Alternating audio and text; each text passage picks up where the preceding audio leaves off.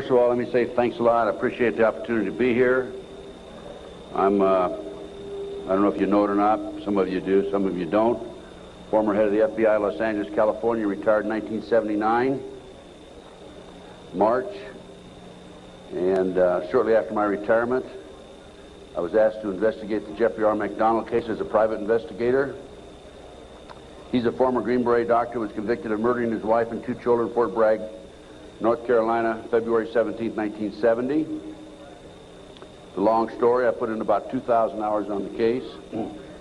When the case first began, my investigation first began, I told Dr. McDonald that I would investigate the matter for him. He had just been convicted and was sentenced to 3 consecutive life sentences. I think I'm going to sneeze. I didn't make it. Okay.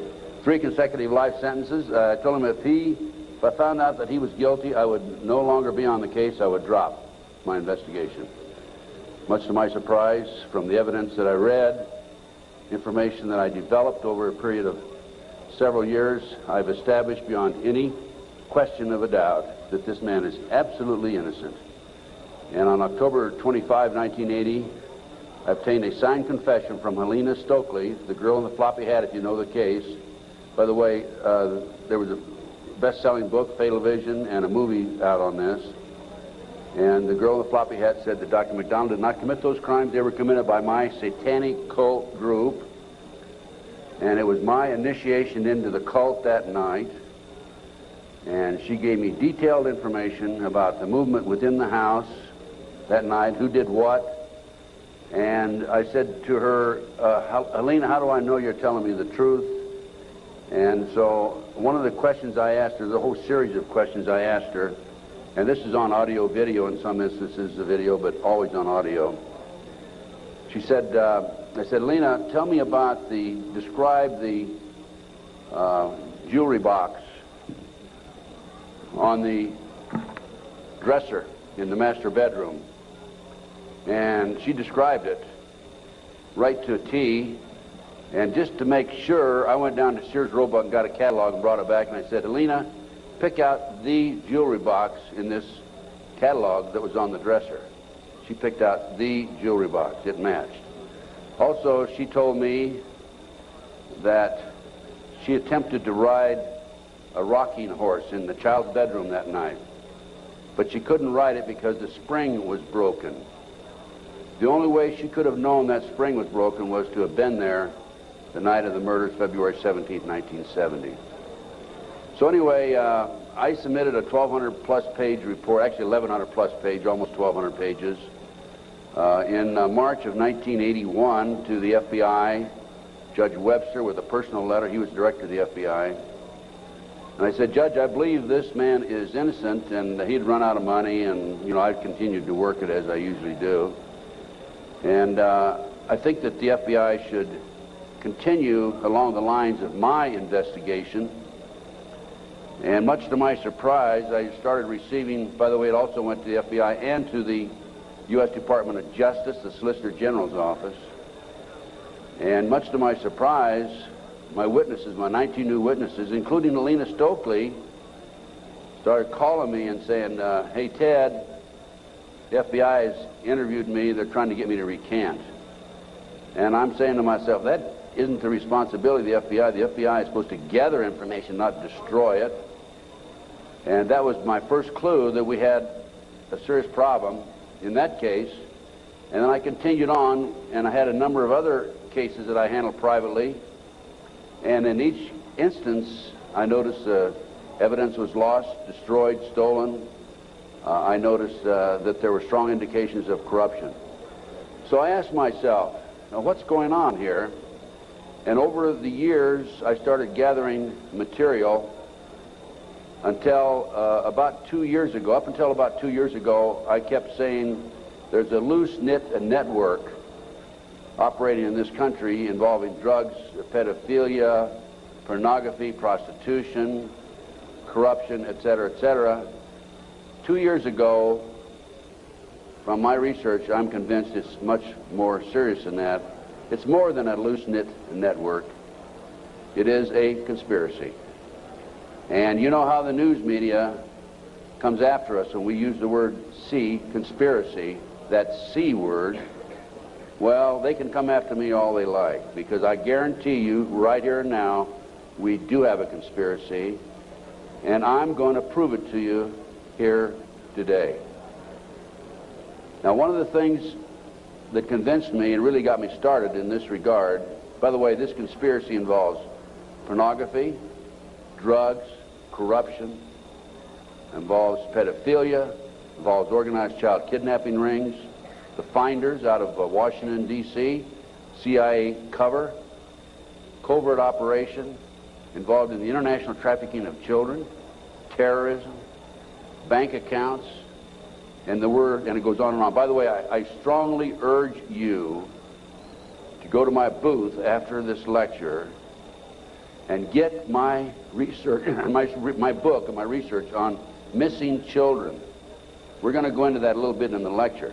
But my missing children lecture documents that the finders, an organization in Washington, D.C., this CIA front. It's a covert operation. They're involved in the international trafficking of children. And I have a U.S. Customs report, official U.S. Customs report, in my book on the missing children. So I urge you to get it. It's only $10. Now, if you buy any of my products, any of my research, I beg of you, I don't want you to buy it unless you make a half a dozen copies and send it to your friends, okay? The name of the game with me is not copyright. I could care less about copyright.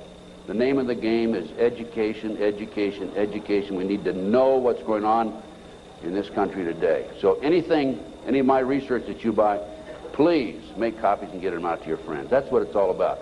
After one of my lectures, here's about 2 years ago, this is why I changed my mind from and using the word loose-knit network to conspiracy. After one of my lectures, a gentleman came up and gave me a book. He said, Ted, in fact, that lecture was specifically on the McDonald case.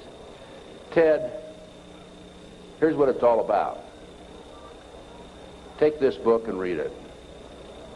And this is the book, folks. It's called Pawns in the Game.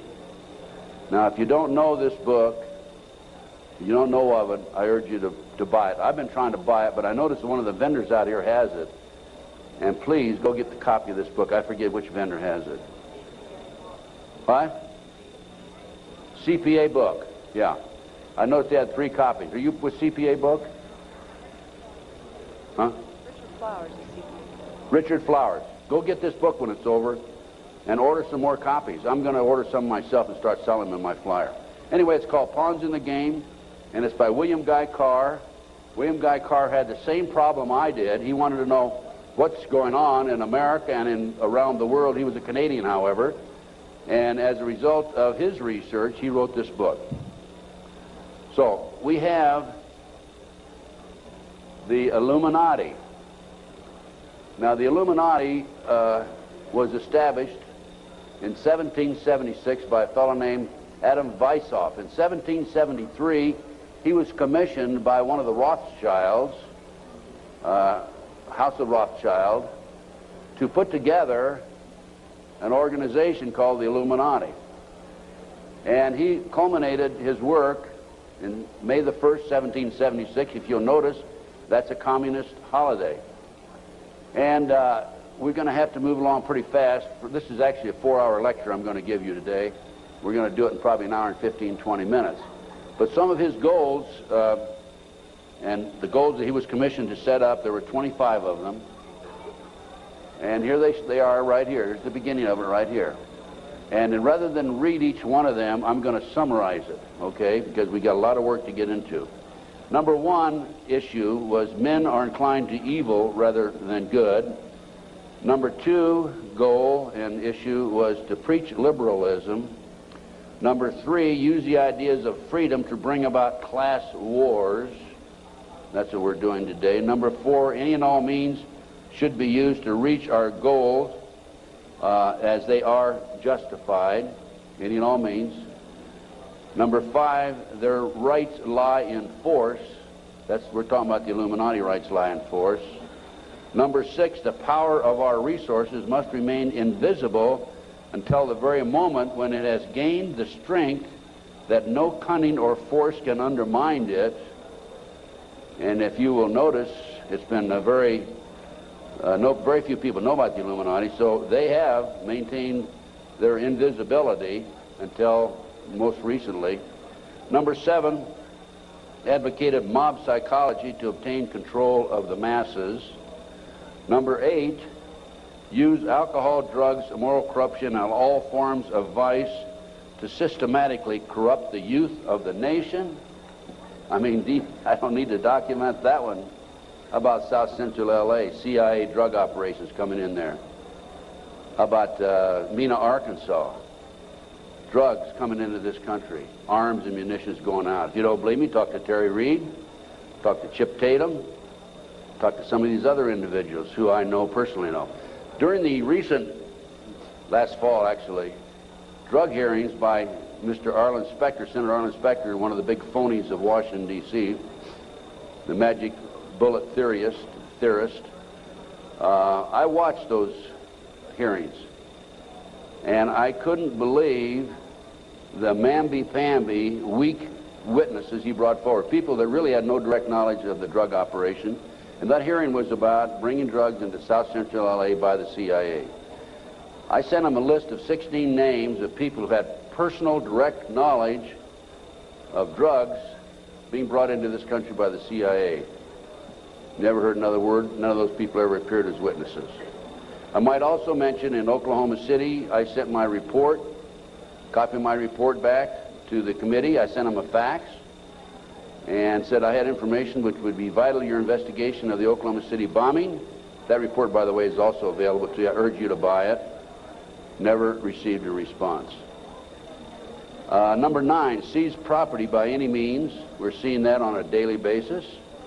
Farmers, businessmen, people who are arrested on nebulous charges, their property's being taken away from them.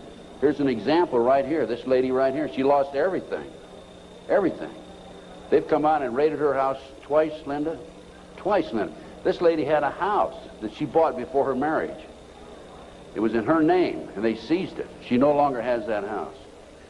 And number 10, deal with the use of slogans such as equity, liberty, fraternity into the mouths of the masses in psychological warfare. Boy, if that isn't Bill Clinton, I never saw it and never heard it before. That man is unbelievable. As former Congressman Dennemeyer describes him, he's a draft-dodging, womanizing, pathological liar, and he certainly fits into item number 10.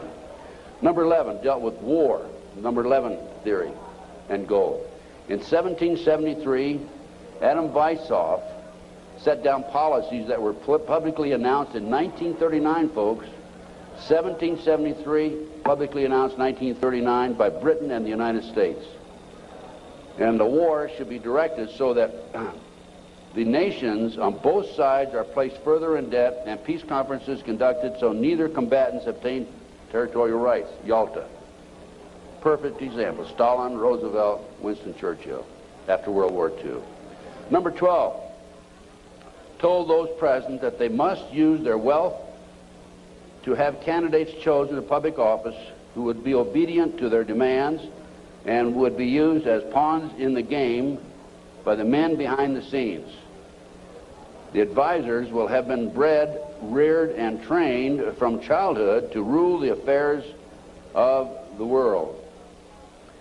We have that today without any question, the men behind the scenes. Number 13, control the press. If you heard my lecture yesterday on Oklahoma City, I documented that the mainstream media is being controlled by the big power people, by the phony politicians, by the bureaucrats, without any question about it. Information in the media, I have an itchy nose today. Maybe I'm going to kiss a fool or something, okay? We have a documentation of that, and I have that in some of my lecture material out here and also my books.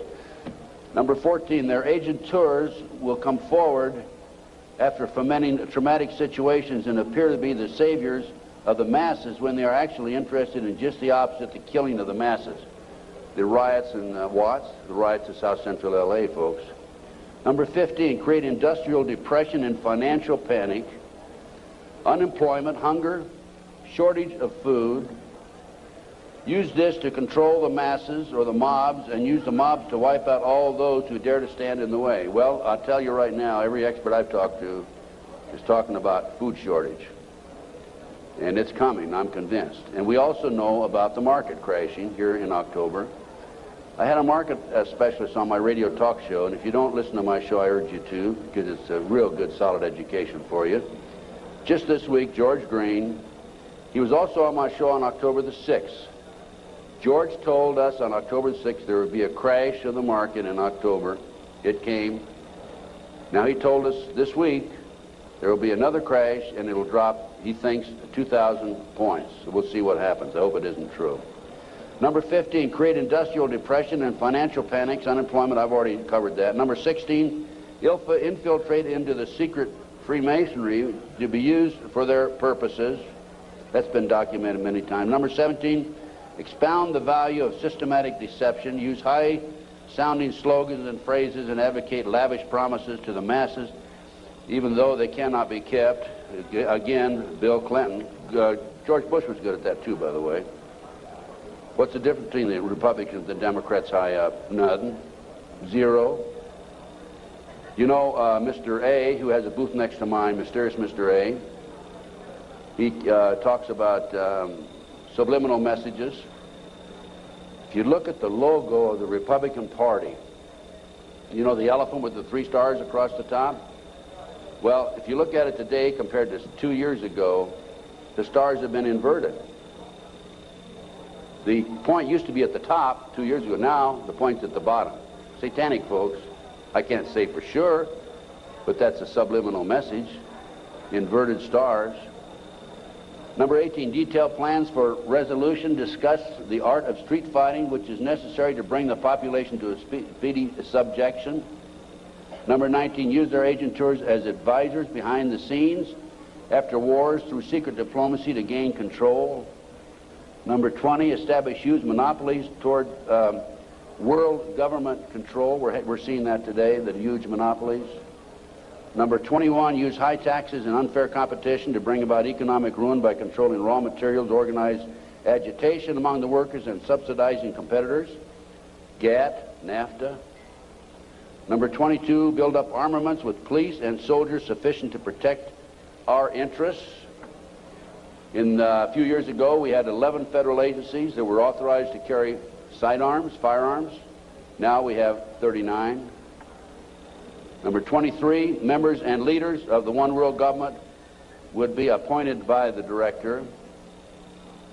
Okay, Presidential Directive 25 allows the president, by the way, this is classified, secret, not available to the general public, allows and orders that the President of the United States, in the event of a conflict or a crisis in this country, transfers the power, his powers, over to the Secretary General of the United Nations. Number 24, infiltrate into all classes and levels of society, of government, for the purpose of fooling, bemusing, and corrupting the youth members of society by teaching them theories and principles that we know to be false.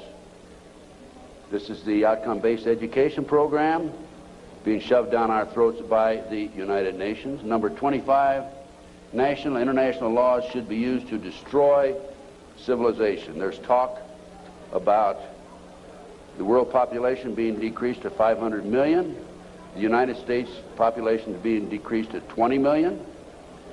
And we look at the war that we had in the Gulf War syndrome. Look at the people that died there. There were 700,000 troops, American troops there. 4/5 of them today cannot even do a push-up because they're so ill and so sick. They've been washed out of the service. We have a new army, basically. And the story goes on and on. Okay. What are we talking about here? There's a considerable overlap in the United States from the various groups, organizations, individuals, whatever you want to call it. But one of the driving forces behind this movement, the Illuminati, is the satanic cult movement in this country today. Now, when Alina gave me that signed statement, I said, what in the world is this all about? I don't know anything about Satanism. I'd heard the word, and that's about it. From the Bible, of course. So I began my little journey forward. And one of the matters that I developed information about was an individual I learned about was Aleister Crowley. He likes to have his name pronounced Crowley to rhyme with holy. And the Satanists today, and for the number of years in the past, have basically used his philosophy and his writings as a guide. And so let's talk about some of his writings and teachings. And here we have Of the Bloody Sacrifice.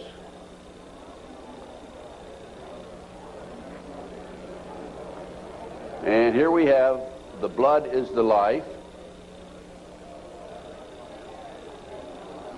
And here on page 94 of his book, it would be unwise to condemn as irrational the practice of those savages who tear the heart and liver from an adversary and devour them while yet warm. In any case, it was the theory of the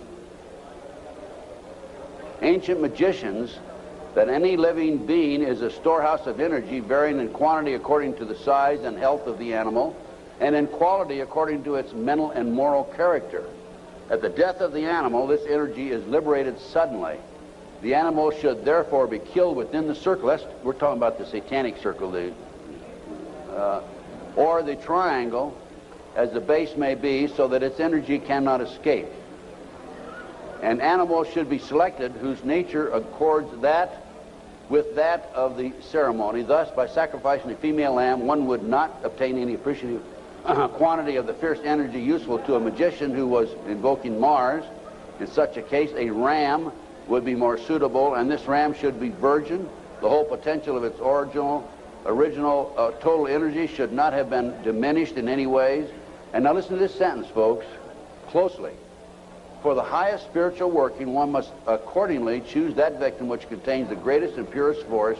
A male child of perfect innocence and high intelligence is the most satisfactory and suitable system. We're talking about human sacrifices.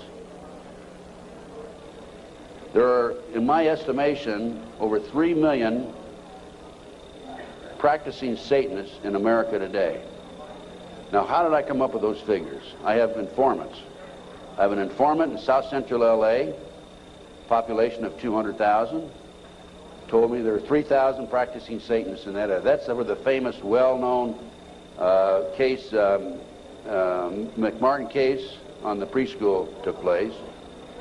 I have an informant in Lincoln, Nebraska, told me 3,000 practicing Satanists. Lincoln, Nebraska, town of 200,000, South Bay area, Manhattan Beach area, about 200,000. How much time? I get more than an hour today. So just crank up your cameras. Huh? I'm going to take an hour and a half. Okay? I'm going to take every minute I can give to you folks, because you need to soak this into your brain. Iowa City, Iowa, town of 150,000. 100,000, 1,500 informants. That averages out about 1.5% of the population. Anyway, we're talking about human sacrifice. About 50 to 60,000 individuals are sacrificed every year. There are 8 basic satanic holidays. There are other holidays for the various covens, but there are 8 basic ones that they all honor. Now, one of the practices, this is another book of Aleister Crowley. One of the theories, we talked about human sacrifice, okay, there it is, right in their book. I mean, I didn't invent that. That's there. Another aspect of their religion, if you want to call it religion. By the way, the federal government does recognize the satanic movement as a religion, yet in Linda's case, the word Satanism was brought up by her husband's defense attorney. They sealed the records, have not made it available, and when she writes to her children and says, believe in God, she gets a letter back from these people saying, you can't mention God in your letter to your children. That's just an example, okay? Okay, we're talking here about the 666, that's the beast, that's Aleister Crowley himself. Moreover, the beast 666 advises that all children shall be accustomed from infancy to witness every type of sexual act, as also the process of birth, lest falsehood fog and mystery stupefy their minds, whose error else might thwart and misdirect the the growth of their subconscious system of self-symbolism. What we're talking about there is children from birth being exposed to sex. These people, the satanic movement in the world, has set up preschools throughout the world for the purpose of getting their hands on our children. The parents drop them off at 9 in the morning, come back and pick them up at 4, 3, 4, 5 at night. In the meantime, in many of these preschools, the children are exposed to sex from the time of birth. In Linda Wiegand's case, it's exactly what happened. These children have been exposed to sex from the time that her ex-husband got his hands on those babies right up to the present time. And I have a page missing, and I'll have to dig that one up some. I don't know what happened to that page. Maybe the Satanist got it. It may therefore be considered improper as a general rule for your sexual gratification to destroy, deform, or displease any other star. Mutual consent to the act is the condition thereof. It must, of course, be understood that such consent, and we're talking about sex now, is not always explicit. There are cases where seduction or rape may be emancipation or initiation to another. Such acts can only be judged by the result. What they're saying is, it's all right to rape somebody. I mean, if they don't consent, it's all right to rape them because it's for the cause. Let's talk about the McMartin case.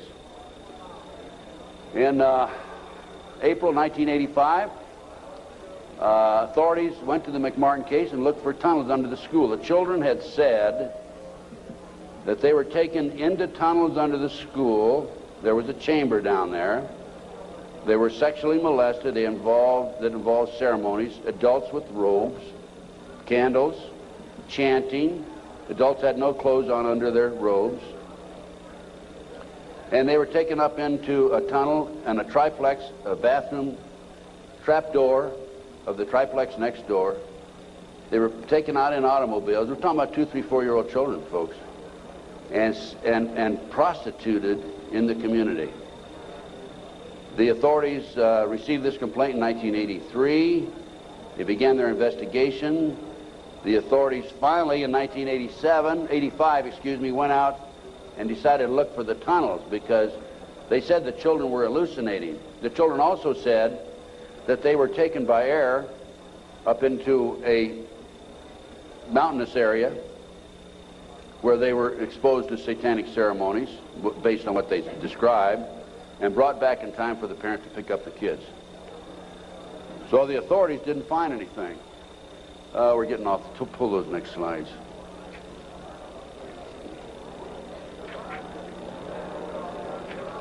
Well, I'll tell you what. In the spring of 1993, I heard that the property of the McMartin School had been sold from the McMartin family to the defense attorney, actually given to him. He didn't make enough off the county. His bill was only $3 million. And from there, he said he was broke and he sold it to a contractor. The contractor was going to build an office building on the space. And I heard that the contractor had this property, and so I went out and contacted him. And I said, dear sir, I would like to have access to that property. He said, I'll give you 2 weeks. I signed a contract, assumed liability, and along with some of the parents, we hired an archaeologist from UCLA, Dr. Gary Stickle, knowing full well that I'm not qualified to say there's tunnels under there, even if I found them. And we began our dig. At the end of 2 weeks, I had to stall, because Dr. Stickle was not quite ready to admit there were tunnels. It took us 34 days. At noon the 34th day, with the bulldozers, with their motors running, ready to knock the building down, he was going to knock the building down and then build this office building. Dr. Stickle said, you know, I can say without any question right now, there have been tunnels under the school. They were filled in. Now, I'm going to show you the documentation on the tunnels. This is it. No, keep it there. Keep that there. This is the what we found. This is a preliminary report. I have a 186-page scientific report available to you out here if you're interested, by the way. We found a 9-foot wide subterranean entrance under the west wall of dog room. There were 4 classrooms. That was Ray Bucky's room. By the way, Virginia McMartin and Ray Bucky were tried. Virginia, the grandmother, was acquitted. Ray had a hung jury. And we found these tunnels in the middle of the second trial of Ray Bucky. They could have been used to convict him. We called the prosecutor. He sent his investigator out, Mr. Perez. Mr. Perez told me, I don't want you entering in my conversation with the archaeologist. I said, why? He says, you're too argumentative. I said, well, okay, you go in and talk. I'll just keep my mouth shut. We went in, he talked, and he argued with the archaeologist. Here's an investigator not qualified to talk about tunnels. He said, there aren't any tunnels there, and the archaeologist, of course, argued. But anyway, they didn't use that evidence, strong evidence, in the second trial. They ignored it, right in the middle of the second trial. I might mention this. The children identified professional football players, professional baseball players, household name actors, actresses, and the son of the leading politician, not a leading politician, the leading politician in Los Angeles as being perpetrators. Okay, we found an avocado tree root cut on both sides of the entrance, and I'll show you this in just a few minutes. The entrance of the tunnel, as I said, it was 9 feet across the top, and on one side was a live avocado root, on the other side was a dead avocado root. They had to cut that out. We have this, by the way. We found a plastic Disney bag, copyright 1982, about 4.5 feet below the classroom floor, and 3 to 6 inches in from the entrance and under the foundation. Now, the reason that plastic Disney bag is so important is because we think that they filled the tunnel in 1982 when the complaint was initially brought to the attention of the authorities. I said 83 earlier, it's 82 when the complaint was made. And when they filled it in, the plastic Disney bag somehow or other flew in there as they were filling it in, and nobody noticed it. Now, who says there is no God, right? What documentation, fantastic documentation, that tunnel, the entrance to that tunnel, this is right at the entrance, was filled in 1982 or sometime subsequent to 1982. Mr. Ken Lanning, the outstanding, know-it-all FBI expert, behavioral science, says that I took that garbage bag in 1993 out of a trash can and placed it there, that I planted evidence. Of course, Mr. Lanning says there's no organized satanic movement in this country today. There's only a few dabblers here and there. Thank you, sir. We have another 3 hours to go. Okay, can you hang in there? Okay, the tunnel proceeded south, then 45 feet through classroom 4 and 3 and north, then 10 feet within the classroom 4. The tunnels were 30 inches wide, 44 to 46 inches deep, with the top of the tunnel 30 inches under the classroom floor. The children were able to walk through it. We're talking about young kids now, right? The adults had to stoop down and walk through, but they could do it. The tunnels were built in kind of a triangular, or I should say a semicircle type, so that they had natural support, I guess. These people know everything. They are brilliant. The footing between classroom 3 and 4 was arched, where the tunnel passed underneath it, and 12 inches shorter in depth at this location than the same footing 12 feet to the north. I'll show you that in just a minute.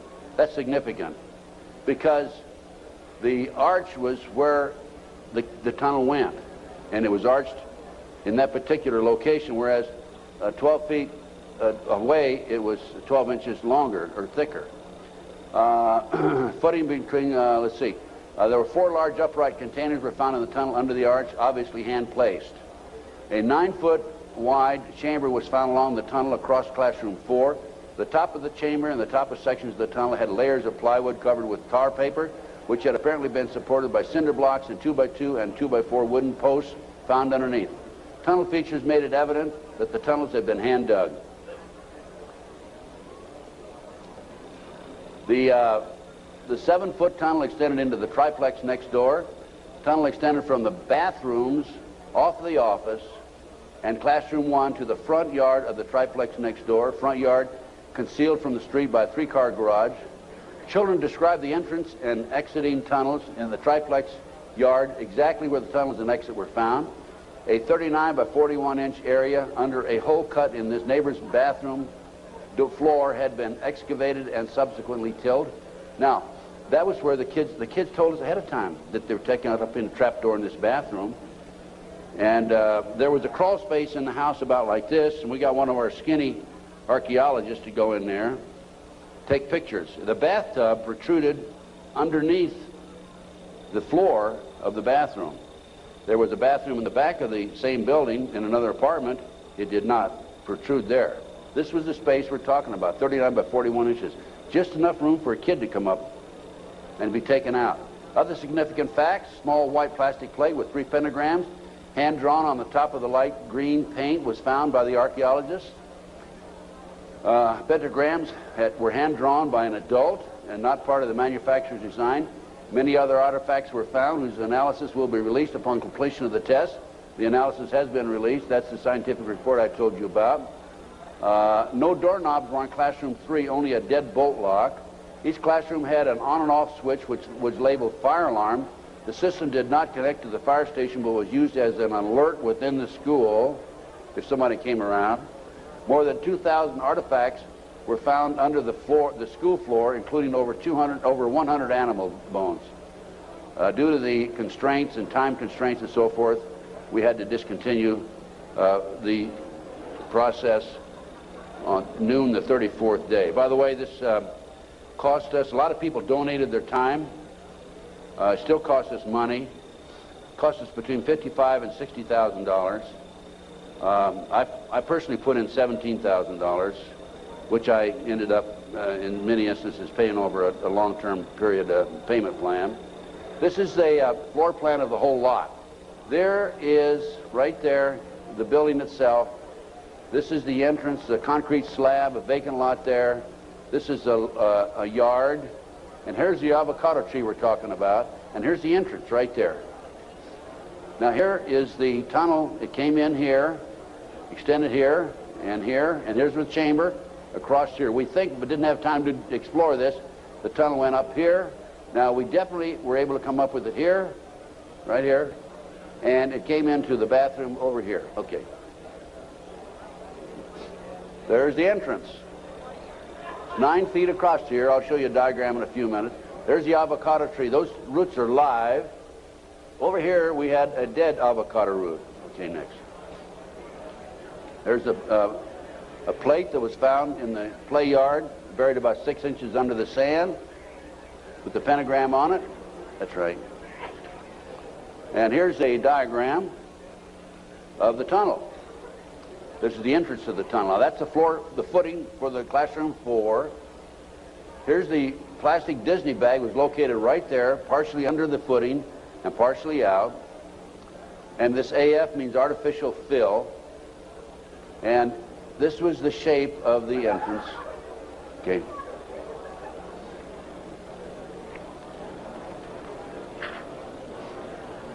Here's your diagram. These are your drawings. Artificial fill. Here's the avocado root there. Here's the dead root over there. Distance 120 or 21 inches below and 14 inches below the footing. There's the avocado root there, live avocado root.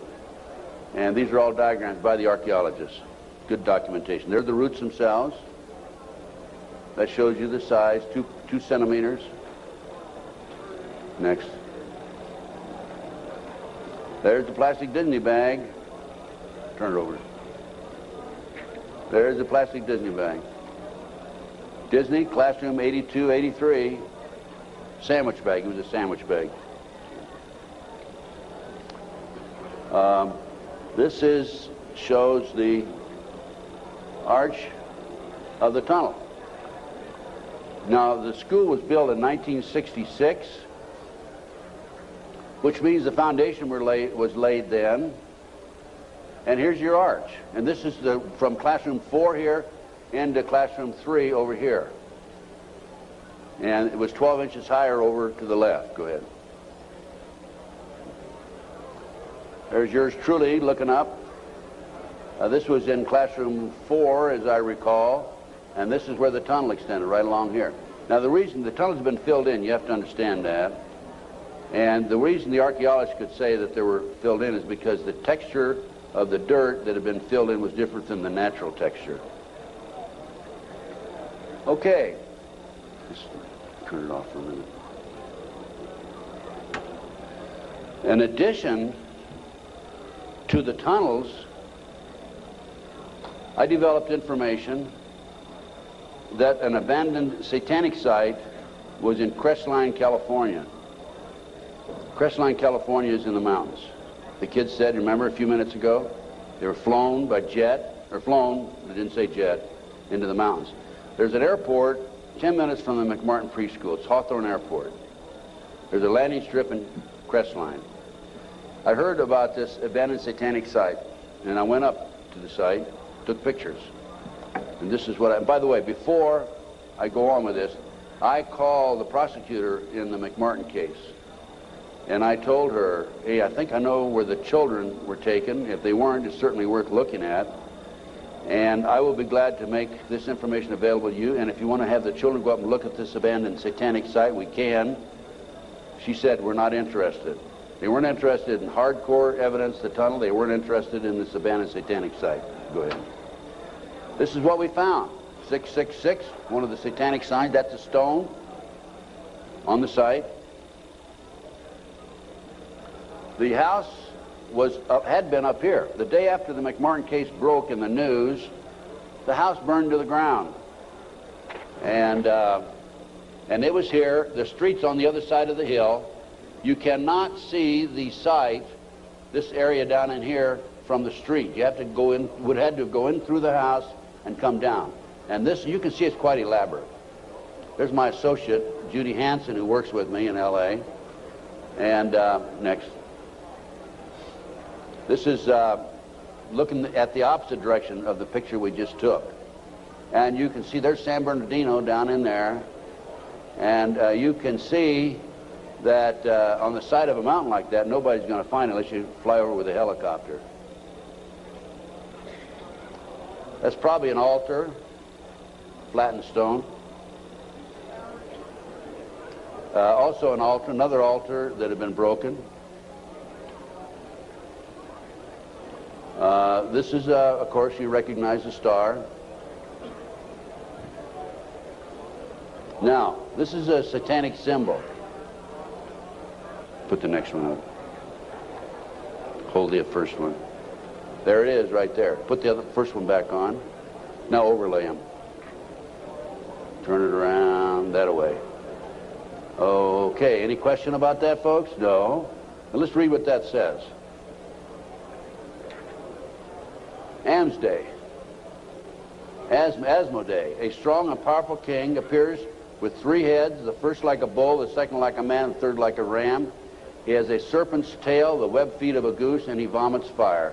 He rides the infernal dragon, carries lance and pennon, and is the chief of the power of Amaman. He must be invoked, be bareheaded, or otherwise he will deceive. He gives the ring of virtues, teaches arithmetic, geometry, and other handicrafts, answers all questions, makes men invisible, indicates the place of concealed treasures, and guards them if within the domain of the Amaman. Oh, what do we got here? Another satanic symbol. You think that wasn't a satanic site? Overlay it. Okay. Is that it? The other way around, isn't it? Yeah. Flip it around. Okay, there you go. Okay, now let's read what that sign means. That is the seal of Amsman scale. I guess that, no, that's the wrong, that's the one before. Belial, a mighty king created next after Lucifer, appears in the form of a beautiful angel seated in a chariot of fire and speaking with a pleasant voice. He fell first amongst the superior angels who went before Michael and other heavenly angels. He distributes preferences of senatorships, causes favors of friends and foes, and gives excellent families. Familiar? He must have offering and sacrifices made to him. Next. And there's another satanic sign. I couldn't make that one out, so I couldn't match it with anything. obviously. Here's some ovens.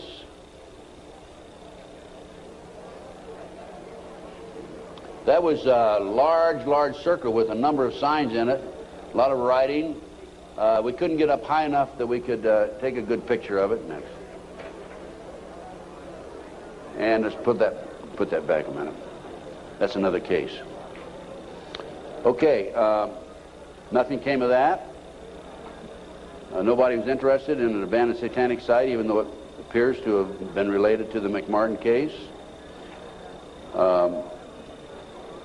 I have to say that I was very disappointed. We gathered this evidence privately. The police don't have the capability of doing so. Too many high-pressure people involved. Too many prominent individuals involved. So that's just an overview of the McMartin case, folks. No question in my mind that it was a satanic operation. And Dr. Roland Summit, UCLA psychiatrist, says, who's done a lot of research in this field also, that there are 50 other preschools in the country where the kids have talked about going down into tunnels. Now, this is another case that I worked out of Philadelphia, similar case to Linda's. And this is the Lou Bear case. Lou called me back in, I guess, the late 80s. And he said that he had gone underground with his children. The great FBI came in with their SWAT team, as they did with Linda, raided his house, grabbed him, put him in jail, took the children, turned them over to his ex-wife, whose boyfriend, according to the children, was sexually molesting them. And Lou said, "What can I do, and how can you help me?" So I was willing to go back and testify for Lou.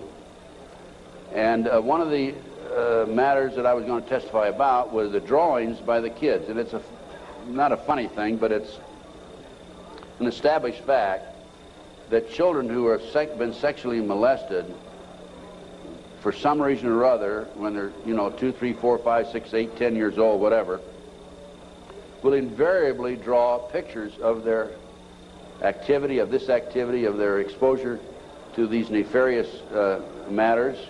Invariably they do that. Now, when I was that age, I was drawing cars and airplanes, and the girls were drawing flowers, right? But these kids invariably will draw these pictures. As you can see from Linda's case, she has pictures at her booth that her children have drawn. Now, I was going to go back and testify for Lou, and I was going to say that based upon my reviewing the pictures drawn by the children, they've been exposed to a satanic activity. This is the most telltale of all the pictures. I'm going to show you a series of them. This is a totem pole with a goat's head at the top. Children at the various highest level. I understand, again, I say I understand because I'm not sure, because there's so much secrecy involved in the satanic movement. 8, 10 layers of classes of people within themselves, like the dabblers on up to the very highest level. But from my sources and my informants, I've been told that the various highest level of Satanism, you will have the totem pole, which is usually 3 to 6 feet tall, made out of wood, with the goat head at the top. So I was going to testify that based on my experience, that these children were exposed to the highest level of Satanism mainly because of this drawing right here, the goat hole, the totem pole with the goat's head. The judge would not allow me on the witness stand. I flew all the way to Philadelphia from Los Angeles, wouldn't allow me to testify. These are some of the other drawings. This is a body on a slab, undoubtedly an altar where they sacrifice in blood. The genitals, and let me mention this also, children who have never been sexually molested in a recent study, not a recent study, a study back about 7 or 8 years ago, children who have never been sexually molested do not draw the genitals. Children who have been sexually molested, a high percentage of them draw the genitals, and so children who have been ritualistically sexually molested, a higher percentage will draw the genitals. Little Matt Bear drew a picture of people, a fire, a baby being thrown in the fire, human sacrifice, obviously. An altar, bone, liver, blood, kitty. And another ritual ceremony. Here's trees, people, fire. And another, people have no cloth on, he says. Table, knife, devil. Okay, that's the Lou Bear case. Now, I think we're gonna we got just a few more minutes, and I want Linda to take the podium, talk about her case. But I'm going to run through these next slides real fast, Linda. 100,000 children disappear every year per Reader's Digest, July 1982. Next. This is the official U.S. Customs report that establishes the great CIA, under the name Finders, a covert operation, is involved in the international trafficking of children. It's about 9 or 10 pages long.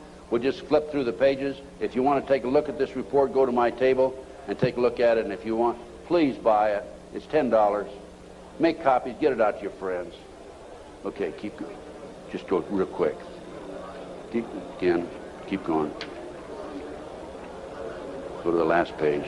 Just flip them and then just go to the last page. That's how long it is. Keep going. And some more. That's it. Okay. The way this case came about is a group of children were seen in a park in Tallahassee, Florida in 1987. The police were called.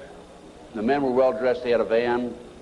Police came out, talked to the kids. The kids said that they were en route to Mexico to a smart school. And the police traced that van back up to the Finders in Washington, D.C. They raided the Metropolitan Police Department, raided the Finders headquarters and also a warehouse. And they found all this paraphernalia. They found information about international trafficking of kids all over the world. The Finder, based on my research subsequent to that, again, CIA covert operation. The customs agent was called into it because of the possibility of pornography, and I guarantee that there was pornography involved. Guarantee, okay? Now, this report, this was his report. Again, this is available, Missing Children, $10 at my booth. This report is the final interview by the customs agent when he attempted to go over and get more information than he'd already developed. Okay, let's just go over this. Leave it there, leave it there, leave it there. Okay. April 2, I arrived at the Metropolitan Police Department approximately 9 a.m. Detective Bradley was not available. He was the detective who was supposed to help him. I spoke to a third party who was willing to discuss the case with me on a strictly off-the-record basis. I would advise that all the passport data had been turned over to the State Department for their investigation. They found passports in the van. The State Department, in turn, advised the Metropolitan Police that all travel and use of the passports by the holders of the passports was within the law and no action would be taken. This included travel to Moscow, North Korea, and North Vietnam during the late 50s and mid-70s. Folks, it was illegal to travel there to those countries during that period. The individual further advised me of circumstances which indicated that the investigation into the activity of the Finders had become a CIA internal matter. The Metropolitan Police report had been classified secret and was not available for review.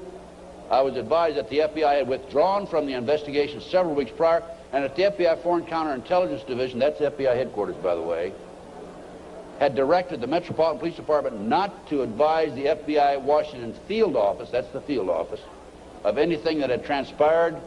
No further information will be available, no further action will be taken.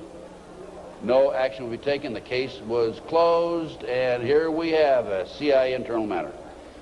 The Finders group, the Finders case organization was founded by a CIA agent back in the early 60s, and here we are, 1987, still operating. I have the man's name, I have all the information on it. A real quick overview: CIA experiments with mind control on children, MK Ultra. This is an outstanding article. It's available in that same report. Just flip the pages. Keep going.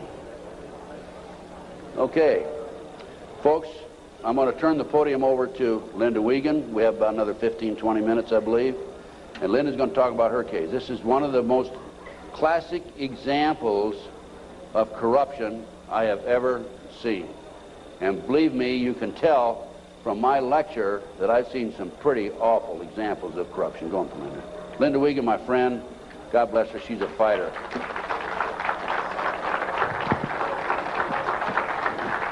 Thank you very much. Thanks.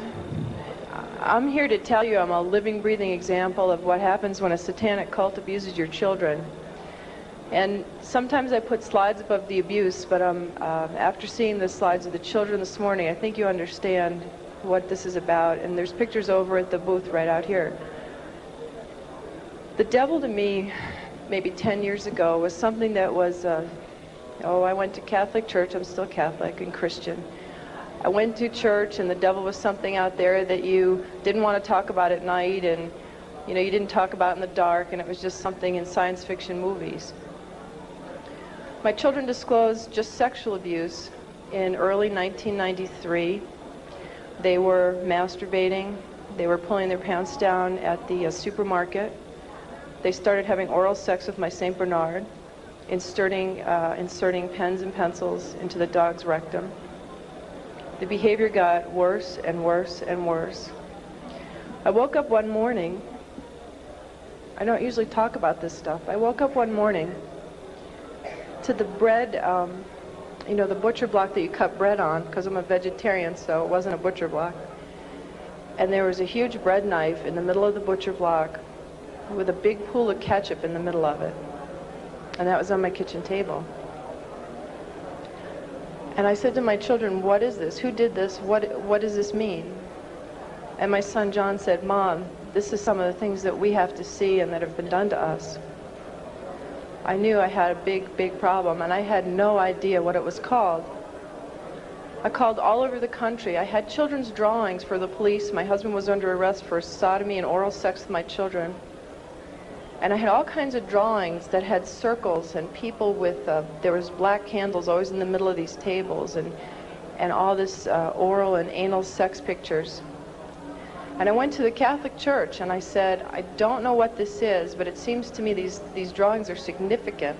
There are all kinds of symbols I don't understand, and devil heads and goat's heads, and I had no idea I did not know what satanic ritual abuse was. Church asked me if I ever had a psychiatric exam. And I said, actually, I'm completely sane. I just know that there's symbols in these pictures. No one would help me. Even though there was a prosecution going on, they said if you ever bring up satanic ritual abuse, your credibility is lost and you'll just be a kook, and it doesn't exist and it's not organized in America. Just focus on child sexual abuse. So I took my children to a child sexual abuse hospital. And while they were being treated, and I had legal custody of my children, and my husband and his lawyers and the judge found out my children were in an expert hospital, they confiscated my house, everything I've ever owned, from my baby pictures to my clothes. I walked away with literally the clothes we had on our backs. Took my cars, my federal post office box mail, my income, my assets. I lost everything by taking my children to an expert on child abuse. It was trying to stop me from what my children could disclose from being uncovered, to try and just break that we had no assets to have my children have medical attention. The children were being treated for sexual abuse, and I had provided all the documentation. And one day the doctor said to me, I need you to come into my office. She said, this is a classic case of SRA. I had no idea. I mean, SRA, is that like an Irish Republican Army thing? I don't know what SRA is. She said, satanic ritual abuse.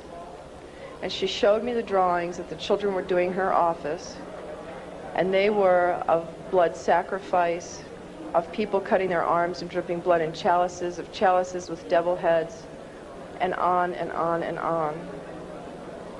It includes group sex. It includes children being killed. And I remember I just felt like my guts were just punched out of my body. I did not know what to do. I didn't know where to go. I called every organization in the country asking for help, children's organizations. And no one wants to acknowledge satanic ritual abuse. And all the child abuse organizations only say that they lobby. They don't actually help people. And so my quest to save my children has taken me here.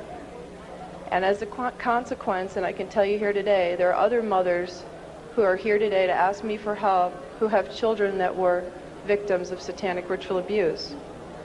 And it's really hard for me because I'm only one person, and my life has been annihilated, although I have to say it's being rebuilt for the better. But John and Ben, my boys, are 11 and 8, and have lived for 15 or 16 months in the home of a satanic abuser who has been documented as a member of a cult, who 25 people and the state's attorney in Connecticut are investigating and have substantiated sexual abuse and the cult. And yet the governor and no one has been acting to protect my children. So it makes me wonder just how high this goes. But I'll tell you a story about a little boy that affected my life, and I guess it's besides John and Ben, who I always think about and who I want to stop this from ever happening to another child again. I heard a story about a little 8-year-old boy. His mom had taken him to protect him, and they were found. And I had been underground for 3 years, by the way. The mother and this little boy were found. The little boy was taken to a basement. He was crucified alive. First he was skinned. When they torture the children, it causes a physical reaction of the endomorphins in your body to just increase because of the terror and the pain. So when the Satanists drink the blood, they actually get like a chemical, a high, like a drug high from the blood of a tortured victim. And this little boy was found in the basement dead, with no blood, skinned alive and crucified. This cannot happen to any more children. I can't do it alone. My children are there. It's really hard. I need each one of you to know this is not a fairy tale. This is not something out of science fiction. I was a mom who ran a charity and baked oatmeal cookies for my kids. And because my children are victims, I have to stand here and I have to tell you these horrible stories. And I could tell them all day and all night, because both Ted and I get letters and calls for people begging for help all over the country right now. And the only way we can help them is to help save John and Ben first, set the precedence. We will not tolerate this anymore, not only to the children, but to our own lives. And we will not tolerate this. We must stand together. And I ask you to please, especially prayer and donations and letters, and help me save John and Ben. And then the rest of us are forming a task force to go around the country and start saving everybody else. Thank you very much.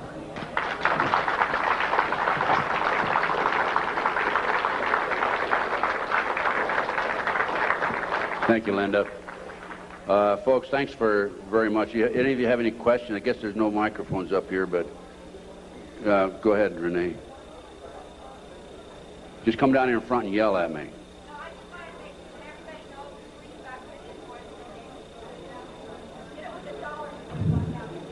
It's immediately behind this curtain on the left, and if you can just go put a few dollars in the basket there, it'll help. What we have now is we have a team of investigators organized in Connecticut.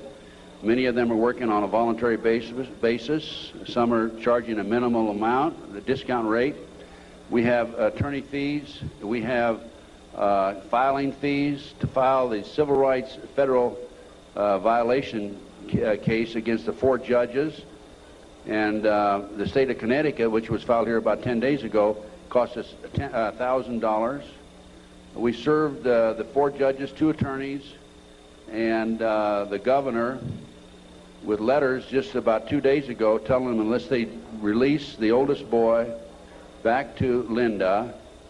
By the way, this boy is not the biological son of the ex-husband.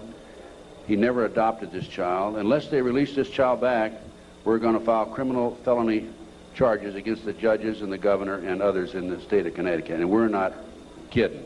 We're going to do it, okay?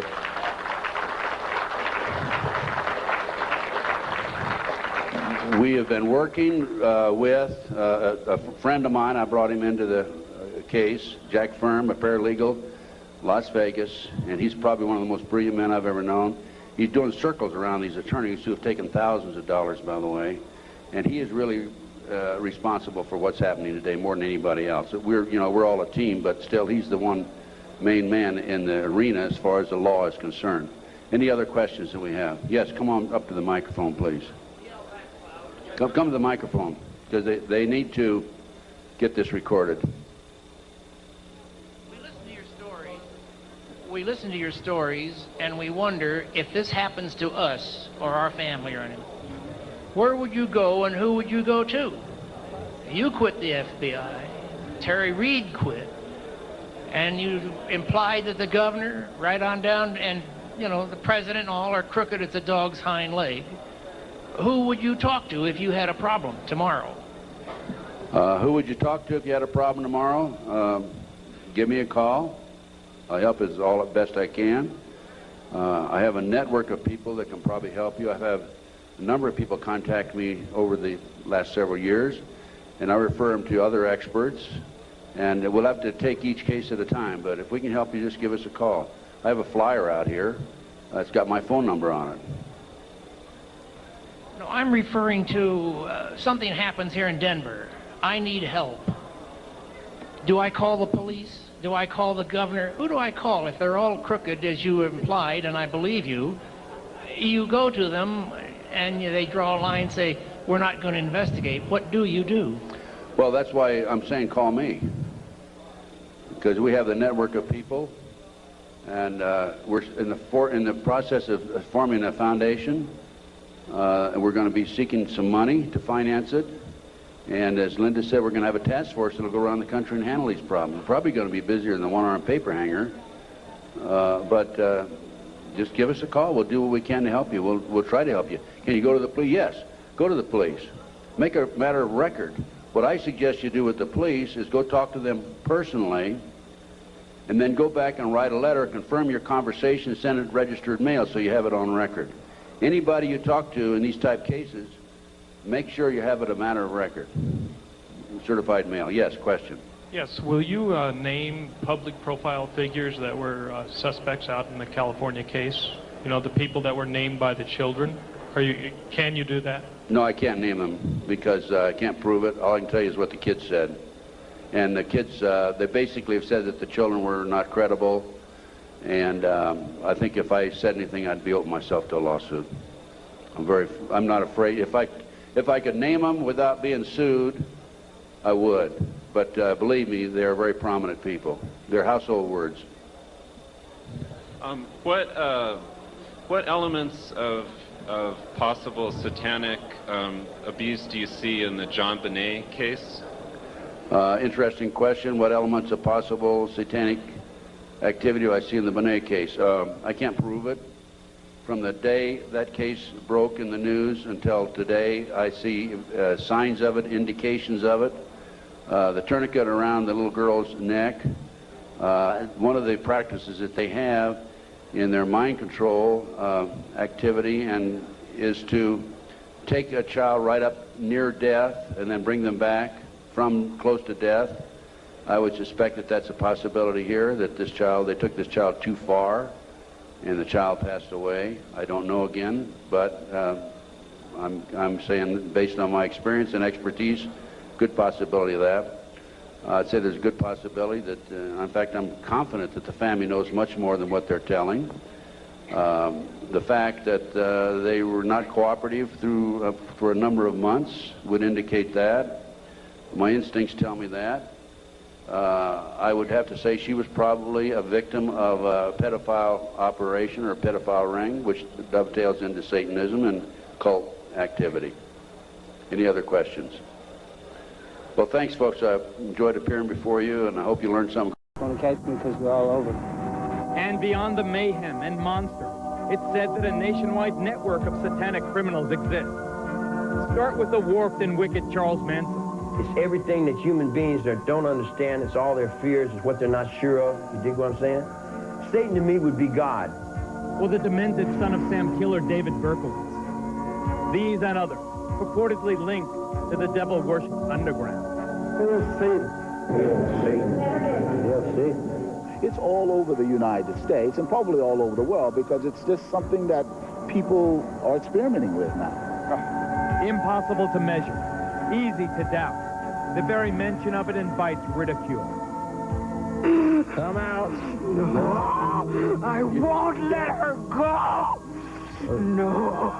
Often the choice is to avoid confronting it, ignore it, find other explanations, or laugh it off. That is not the choice we have made tonight. We have chosen to ask why. Via satellite, we'll be asking the youngest person on Oklahoma's death row, just 17 when he killed in the name of Satan, why he murdered his own parents. And to Southern California, where we will ask the parents of children in the notorious McMartin preschool why they claim their kids were satanically abused. And to London, where rock star Ozzy Osbourne will tell us why he feels he and heavy metal music are getting a bum rap. And to the state penitentiary in Angola, Louisiana, to ask convicted killer Charles Gervais why he thought the devil would award him 10,000 souls. The Investigative News Group presents the Geraldo Rivera Special. Devil Worship. Exposing Satan's underground.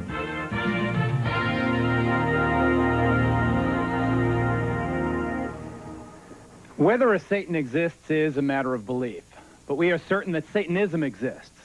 To some, it's a religion. To others, it's the practice of evil in the devil's name. It exists, and it's flourishing. Members of our studio audience tonight will attest to that. They are friends and foes of Satanism, devil worshippers and law enforcers, experts and victims. They'll help us understand this force that exalts evil and darkness. We'll be asking why. Why does it exist? And why does it appeal to so many vulnerable people, especially the young? Now, the very young and the impressionable should definitely not be watching this program tonight. This is not a Halloween fable. This is a real-life horror story, and it will give small children bad dreams. As for teenagers and their parents, we hope you are watching, because it's teenagers who are most likely to fall under the spell of this jumble of dark, violent emotions called Satanism, and in some cases, to be driven into committing terrible deeds.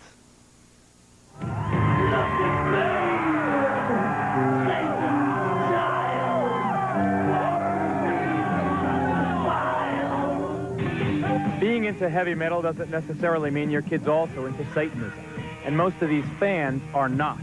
But there is an undeniable connection between obsession with the really hard stuff and the occult. This stone pony from Kansas City is named Spike. The upside-down cross is a symbol of Satan.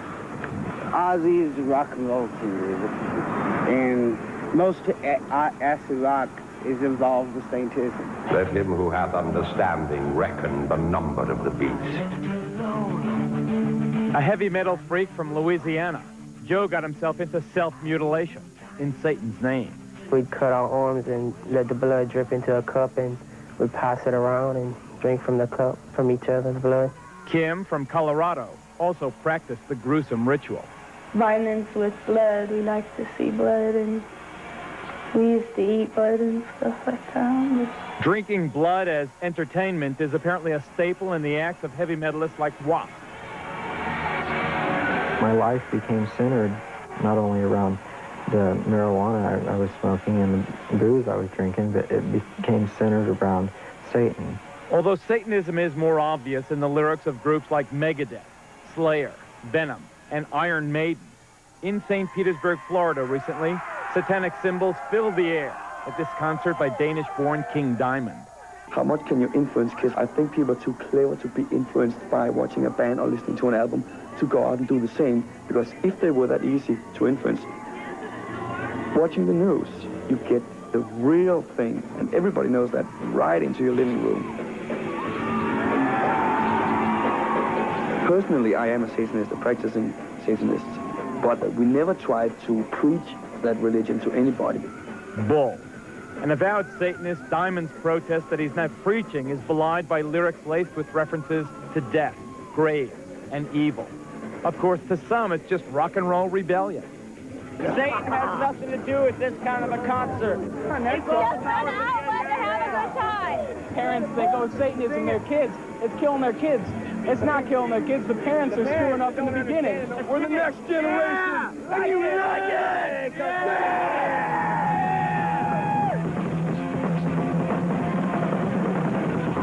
Whatever the connection, there is no doubt that teenage satanic activity in this country is increasing dramatically. In Bayou country in southwest Louisiana, one persistent problem has been grave robbing. So what do they take out of these tombs? They take out the bones, okay, especially on the older type grave sites as this, because our understanding is that the right little finger has something to do with their culture, and they make a necklace out of them and they wear them. A necklace out of the right knuckle? The right knuckle. And the graffiti is no longer John Loves Mary. Death chamber, the point of no return, this says. As you walk into the main vault, is the devil's pentagram, 666, the sign of the devil. Over here, a bloody skull and crossbones. In Maine, a dozen churches were defaced with satanic symbols. In California, New Jersey, Alabama, and elsewhere, police have found inverted crosses and the remains of mutilated animals. But by far the most frightening of all are the reports of teenagers killing other kids in Satan's name. Item, Douglas County, Georgia. I'm sorry for you, young lady, and I sentence you to a term of life in prison. I'm sorry for you, and I wish you good luck. Remove her from the courtroom, Mr. Sheriff. 17-year-old Melissa Ernest and two other teenage members of her coven admitted drinking her 15-year-old victim's blood, then dancing around her still warm body. Now listen to this report from a small town in Maine. Yesterday's conviction of Scott Waterhouse for the murder of 12-year-old Giselle Cody may finally bring an end to talk of a satanic cult in the town. Item, Long Island, New York. Police arrest 17-year-old Ricky Casso for the ritual murder of 15-year-old Gary Lowers. Casso gouged out his victim's eyes. As we've seen, the level of violence in these crimes committed in Satan's name is often appalling and savage, brutal enough to shock even hardened police officers. Detective Paul Hart thought he had seen everything. Then this veteran New Jersey officer saw how a suburban teenager murdered and mutilated his own mother. I believe that evil will once again rise and conquer the love of God. If this pact is to your approval, sign below. Just barely 14 years old, Tommy Sullivan had written this contract with the devil before he butchered his mother with his Boy Scout knife. The murder took place in the basement of the Sullivan family home. As we came down here, we found Mrs. Sullivan laying on the floor just about in this area here. Describe the condition of the body. It appeared that her throat had been cut and a good portion of her face had literally been slashed away. Tommy died as brutally as his mother did, but at his own hands. What did Tommy then manage to do to himself? What wounds did he inflict on himself to kill himself? His first self-inflicted wounds were a series of wounds to his wrists. 3, if I remember correctly, deep enough to actually sever the arteries and the tendons in his arm, enough to snap back his wrist. And after doing that, he literally slit his throat from ear to ear with this 3.5-inch knife from the windpipe all the way back to the spinal column, and to the point of almost taking his head off. Understandably unable to live with the gruesome memories in their family, Tommy's father and younger brother have moved out of state. Do you think you can ever find it in your heart to forgive your son? I don't know. I loved him dearly. But he also took my wife, who I loved. How could this happen here? To a nice boy from a good Catholic school and a fine middle-class family. Sure, he was obsessed by the symbols. This is what his room looked like on the night of the murder and suicide. But heavy metal is not answer enough. You're a veteran of Vietnam. Had you ever seen anything that brutal? Certainly in an area like this, in a town like this, in a neighborhood like this, you don't expect to see that type of violence. And it was brutal. It was brutal, and there's few of us that will forget that. Nor do you forget these drawings Tommy made just before he killed himself. But you continue to search for the reasons. What made Tommy? What made the others do it?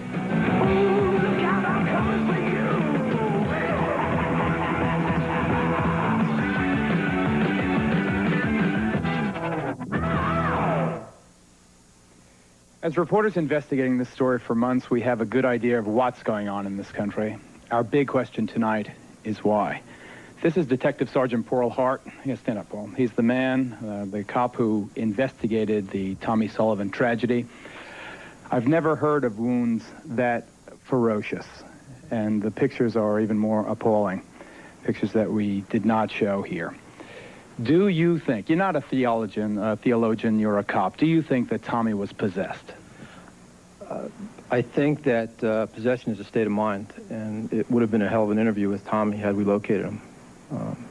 Certainly, like I had said before, his death was as violent as his mother's. Father LeBar, you investigate these cases for the Catholic Church.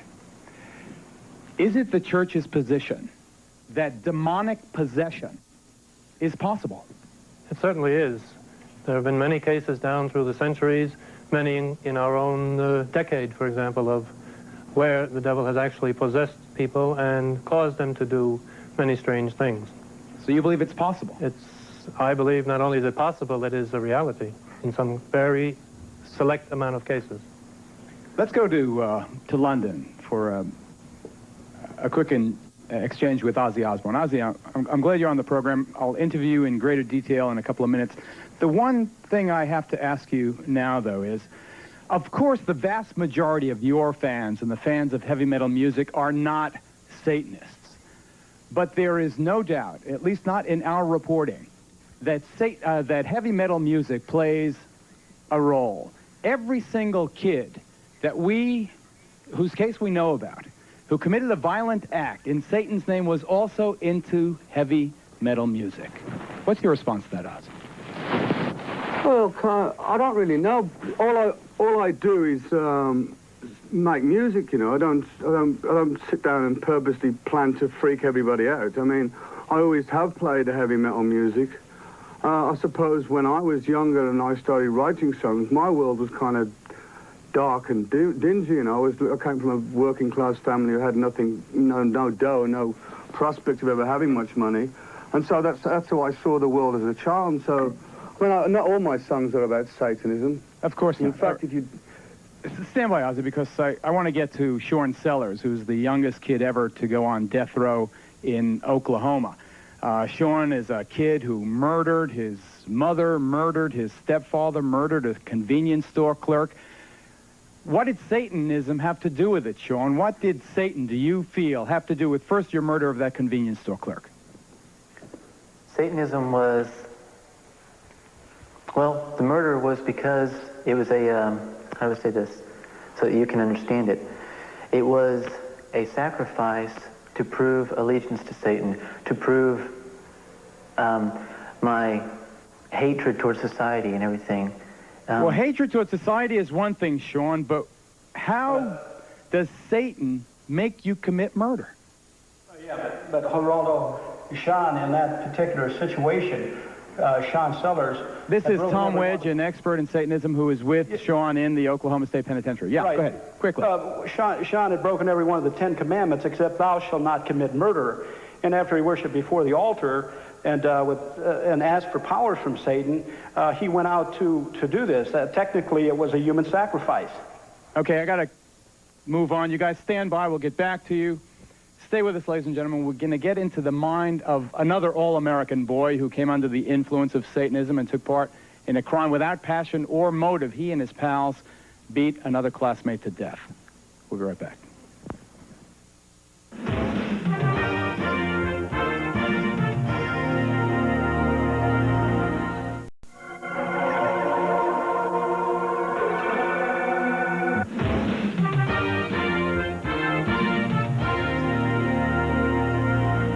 As you may have heard, we faced a much publicized dilemma in putting this program together. Many of the things about Satanism are offensive, and putting on an offensive television show was not our aim, so the most gruesome scenes have been left out. Now, what we've kept is strong. We think it's strong enough to get across an effective warning. Satanism can be cause for concern. Its roots are anywhere. Its roots are even in the very heartland of this country. Take a look. Carl Junction, Missouri. A town of about 4,000 souls in the heart of the Bible Belt, where people believe in God and the devil.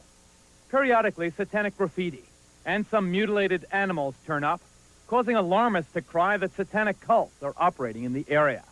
Those charges were routinely discounted until a group of students from this high school shocked the entire nation.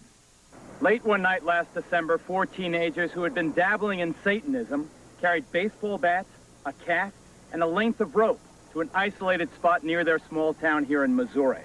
By the time the night was over, the cat had been mutilated and one of the boys beaten to death by the other 3, who then dumped his body in a well. One of the kids who did it, Pete Rowland, is now serving life sentence without parole here at this maximum security facility in Fulton, Missouri. The other 2 boys, his classmates, were also sentenced to life. Had you ever been in Here in the first interview since the murder, Pete Rowland talks about the satanic elements of the crime. What was it about Satanism that attracted you? Power. Just, you know, with power comes money, comes girls, just the feeling of people looking up to you, popularity. You're a good-looking guy, smart. Wouldn't you have those things anyway? It just seemed easier through the devil. The devil was the spur for this murder, which Pete confessed on this never-before-seen police videotape. Yes. Go ahead and show us what you did. Okay. And I got over right through here, and I grabbed the over the hand, and I pulled him through to right here. So the victim, and he was still moaning a little bit and going, like kind of like that. Brought this bat here, Pete. Okay, this is the bat that I threw. This is the 3rd bat. Quite a bit of blood and hair on this thing. You can see a lot of hair on the end of it. Who all hit him? Me, myself, Jim Hardy, and Ron Clement. It basically started out like with the killing of animals. Then there's always the heavy metal music, and drugs don't help. Sometimes I didn't feel like I was the master of my own body. Like something else kind of took over with inside of my mind. What took over? Just the violence, the devil, lust and greed for drugs, for money. Pete gradually withdrew from family life. That is probably one of the main things I noticed. He even got to where he avoided eating meals with us. He listened to the music, heavy metal music, every opportunity. Another example of the link between heavy metal and teenage satanic crime. Describe what this music did to you.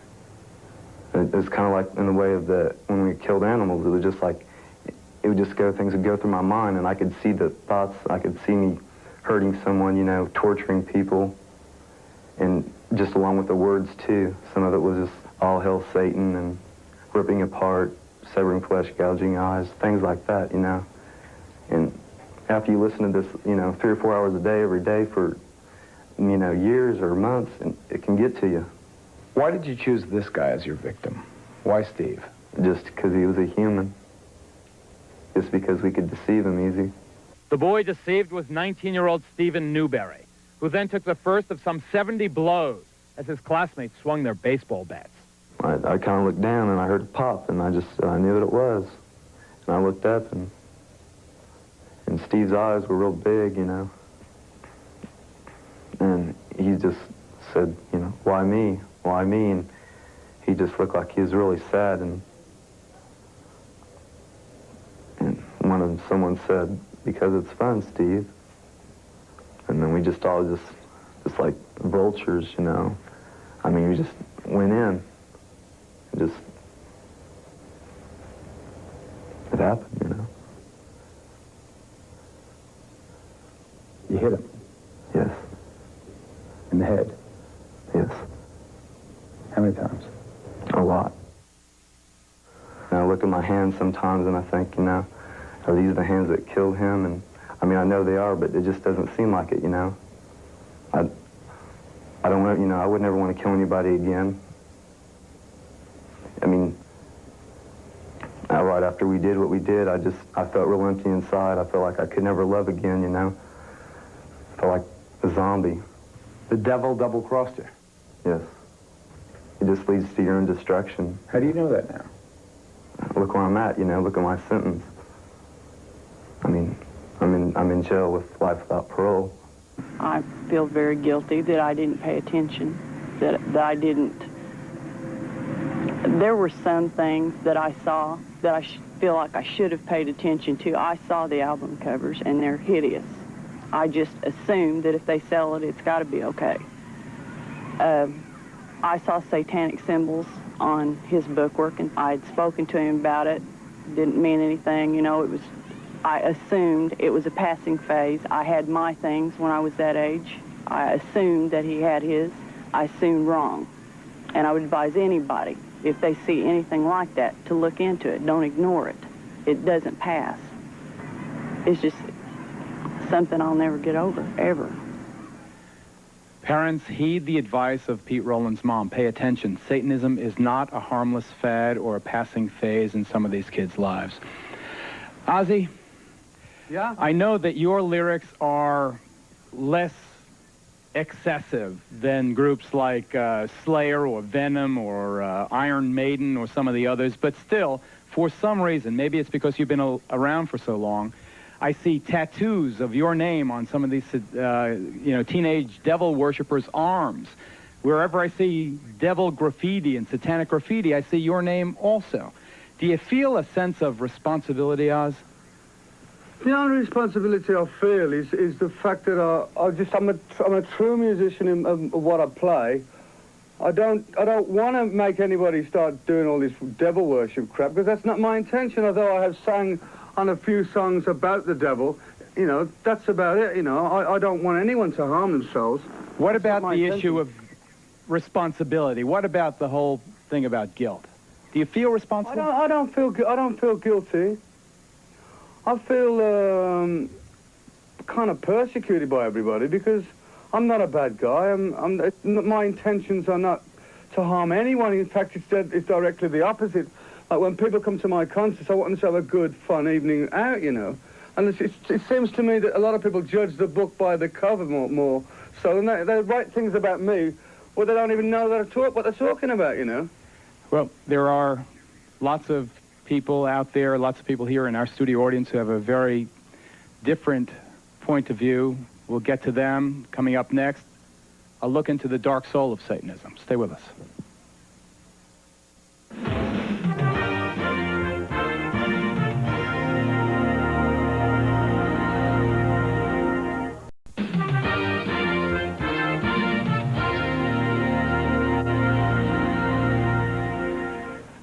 Once again, a warning about some tough language and descriptions in a report that we'll have for you in just a moment. Let me introduce you first, though, to Zena LeVay. Her father, Anton LeVay, is, I guess, the founding father of Satanism in this country. He founding it about 25 years ago, Zena? Yeah, approximately 25 years. Can you tell us with any certainty how widespread the religion of Satanism is in this country or around the world? Well, the religion is worldwide. We have members just throughout the world, and it's a legitimate religion. It's, perfectly within it's legal. But how many people? Hundreds, thousands, tens of thousands, hundreds of thousands? Hundreds of thousands, I can't say. Thousands, easily. What is it, Dr. Aquino? Dr. Aquino, the high priest of the Church of Set? Temple of Set. Temple of Set, also a colonel, interestingly enough, in the United States Army. What is it, this Satanism? I think that there is some confusion tonight because this same term means something different to Satanists than it does to Christians in the United States. By our own standards, the people who you've shown in these film clips would not be Satanists, either present or in the past. Rather, they would be the failures of a conventional religion. I appreciate your opinion. What is it, sir, then? What is Satanism? Well, originally the Church of Satan, when it was founded, was composed not of people with a hatred for Christianity, but of people who, by and large, were agnostics and atheists, because they felt that the institutions which had arisen around Christianity had failed in their moral commitment. So Satanism itself became an emphasis on rational self-interest and on taking responsibility for your own intellectual and ethical decisions. Rational self-interest, you call it? Yes. Okay, one thing we do know that Satanism has in common with other religions is the belief that the devil can inhabit your body. Remember the movie Exorcist, the film? It dealt with ridding the body of Satan in a ritual called exorcism.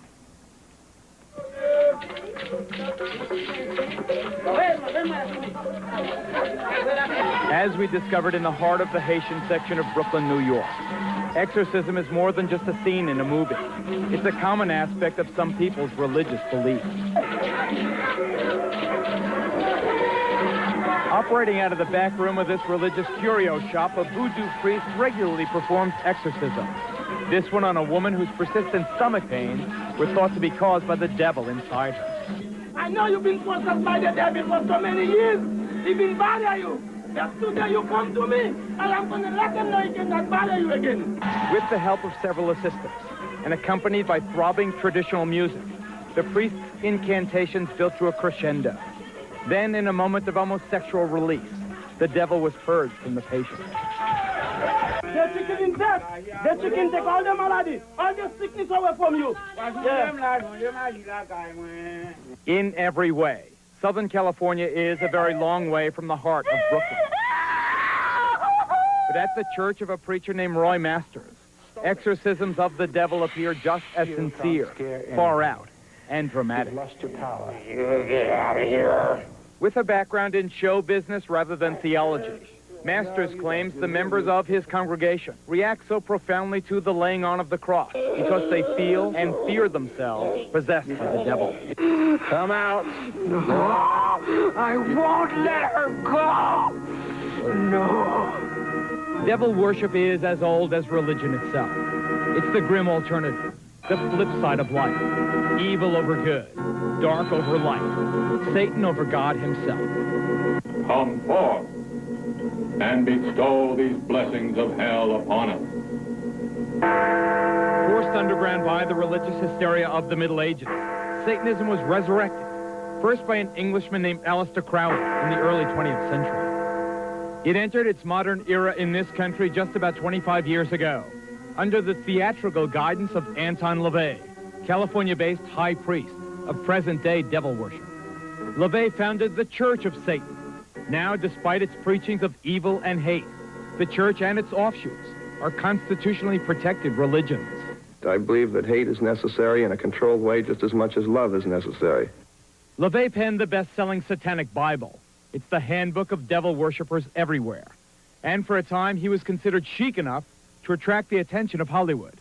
After working together on a film, LaVey made Sammy Davis Jr. an honorary member, while the late Jane Mansfield was for a time among LaVey's most passionate followers. Most of the people that are in my group are professional people, they're business people, they're people that are from very responsible walks of life. Contemporary Satanism relies heavily on bizarre and sometimes bloody ceremonies. One of the ugliest, yet apparently most common rituals in devil worship is the sacrifice of animals, often involving the removal of organs and the draining of their blood in elaborate ceremonies. Well, a series of cattle mutilations on this Louisiana farm has sent a shiver of fear through this entire community. Show me the evidence that this was some kind of ritual. Oh, this hole right here and the tail, they cut the tail off. The same thing with the ears. They cut the ears off. Right. So you two have no doubt but that your animals were used in some kind of ritual. Right. Yes. All the blood was gone out of them, too. Every one of them, the blood was drained. No blood, no insides, eyes pulled out, everything. I'm begging for something to be done. I'm scared. In response to the animal mutilations and other mysterious and unsolved crimes in this area, the local fundamentalist church held an extraordinary service. There's been a lot of questions about, are there any witchcraft, occultism, Satan worshipers in the area? And the answer is obviously yes. The only way to deal with Satan, which is spirit, is by way of spirit. The preacher asked his flock to protect themselves with their faith, but some chose a more down-to-earth method. Brother Blunt, I believe in the Lord, and I believe in you, but I'm still going to carry my gun because I'm scared. In our investigation, we discovered that some of Satan's soldiers are also high-ranking officers in the United States military. Here at San Francisco's Presidio Army Base, for example, Lieutenant Colonel Michael Aquino led a double life as a Satanic high priest. The colonel's cult is listed in the San Francisco telephone book, and his phone answering machine boasts of his affiliation. This is the Temple of Set. The temple is the only international satanic religious institution fully recognized by the United States government. Indeed, the Army does officially recognize Satanism as a legitimate religion and supplies chaplains with this guide for ministering to the Satanic soldier. Yet unofficially, some charge that Army bases have become sanctuaries for devil worshippers. Just last month, under a full moon, I took a midnight tour of the Presidio grounds with police investigator Ed Abanofsky. Are you saying that there was a satanic cult active right here on the Army base? Yes, we believe so. There's evidence to substantiate that. They had satanic rituals going on. There's an altar in there, and all of the graffiti on the wall would indicate that. Let's see if I can see it. How'd you find this place? This is a fortification during World War II. During World War II, where they had gun batteries. I can see a pentagram painted on the wall. I can see the words Prince of Darkness. On this wall, I see several inverted crosses and other obvious satanic ritualistic paintings or symbols. Joseph, we've agreed to conceal your identity, but you are an officer in the United States Army. That's correct. And you were an officer in the United States Army during the time you were a member of this satanic organization. Yes. Did the authorities at the Presidio know that a satanic organization was active on their base during the time that you were a member? They were very much aware of it, yes. The present base commander, Colonel Rafferty, says that today, at least, I know of no satanic activities whatsoever in this area.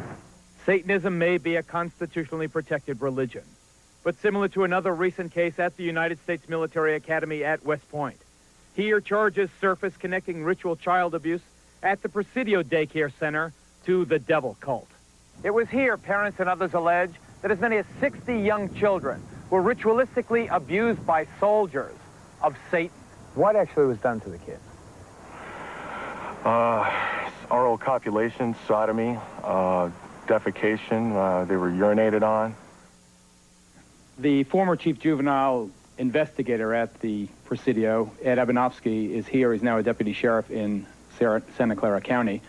Colonel Aquino, we note, sir, for the record, that you were originally implicated in the dreadful charges of child abuse. We note also that no charges were ever brought against you, and presumably you have been cleared. Would you like to comment on why those charges were brought against you?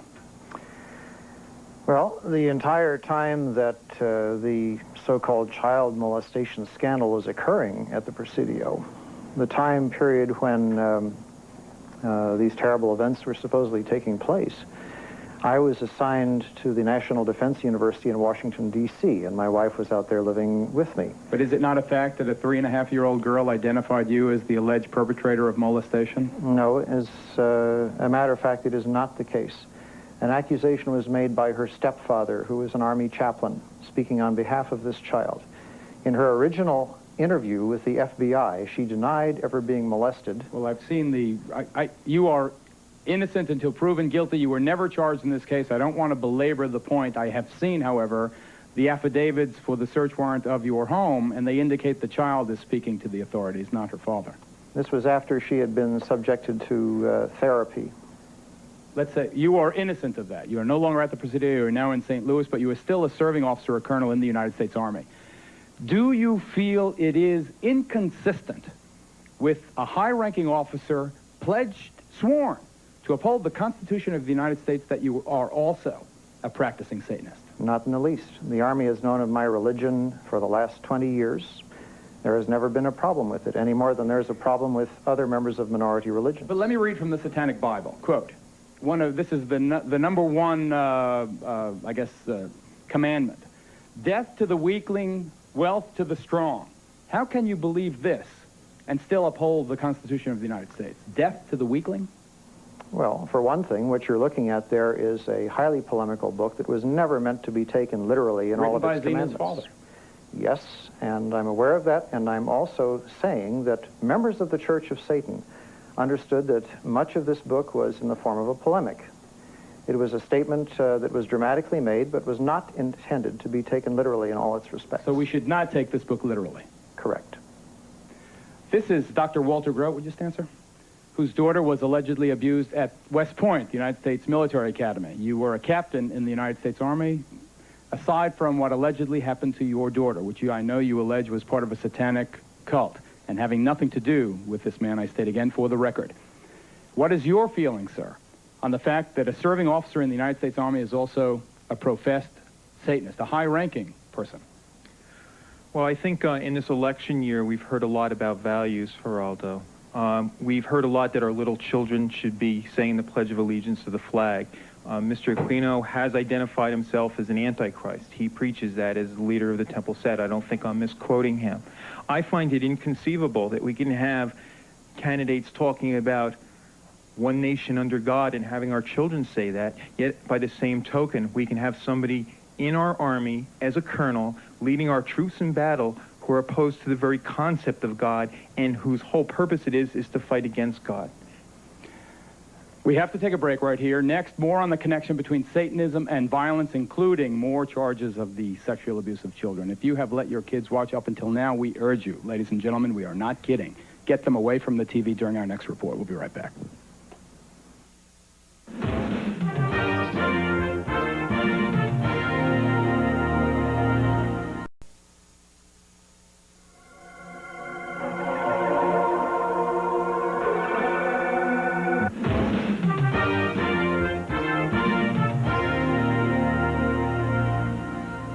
Once again, parents, we urge you to heed our strongest warning about this next report on the abuse of children, the alleged abuse of children, because if the point of devil worship is evil, what could be more evil than this? That's the baby right there. Right here? Uh-huh. It came out of her already. What'd they do to the baby? Then David took it and kept throwing it against the wall, and he killed it, and he took it in the house. No, you saw that? Yeah. These are pictures that can chill a parent's soul. They're a symptom that something dreadful, unspeakable has happened to the child. In this case, it's an 8-year-old boy from Grenada, Mississippi. They took it in an old caboose. And they had these things they called Spains. Spains? Yes, Spains. They stuck it up my butt. Who stuck it? David. Your dad? Uh-huh. Ow, did it hurt. 2 doctors have provided medical evidence that from a very early age, this boy has been repeatedly abused. His mother goes further. She claims the sexual abuse happened as part of a satanic ritual. Do you allege your husband was part of a satanic cult? I allege that he was the high priest of a satanic cult. David, the boy's father, has never been formally charged. He's now in hiding. Now, incest is certainly not new, but apparently more and more of it is taking on the dark overtones of Satan. She talked about there being a Satan, and she talked about there being boys that had hurt her. Listen to what this 5-year-old girl from Orange County, California, told her mother her father did to her. Daddy was heading the meeting, and he wore a real-life baby foot around his neck. She says they each drank the blood, and then they all hurt me. Said, how did they hurt you? She spread her legs and pointed to their crotch and says, right here. And it gets worse. According to his family, this severely traumatized 10-year-old boy, also from Southern California, was allegedly molested by a trusted neighborhood minister as part of an ongoing satanic cult. Jimmy talks about having a gun held to his head, about being shown a skeleton, about having to touch the skeleton. He has drawn pictures of a child being sacrificed. He's talked about animal sacrifices. He's disclosed molestation. In the very places created to care for children, in nurseries and daycare centers across the nation, there are increasing reports of ritual sexual abuse. The children of McMartin are still filled with lurid stories of their awful experience there. What did they say the devil would do to you? They said that if we told that the devil would come and kill our parents, and he said that we wouldn't live to be the age 9. What were they doing to you? Molesting me. What does that mean? What does molesting you mean? Touching us in places we don't want. And then they would, like, threaten us, like, oh, you don't say a word, else we're going to come to your house and kill everybody except for you, and we're going to send you to the devil and everything. And they would scare us really much. No region in this country is beyond the reach of the devil worshippers. Even here in the heartland of America, stories of ritual abuse crop up. The children you're about to meet were born into it. They say their parents forced them to witness bloody rituals, and even they say to participate in ritual murder. Now in the safe haven of a concerned foster family, the children are haunted by their personal nightmares. My dad was involved in a lot of it. Okay, he's like one of the main guys. He's a leader or something. He made us have sex with him and with other guys, and he's done it with other people. I don't know. I just don't like him.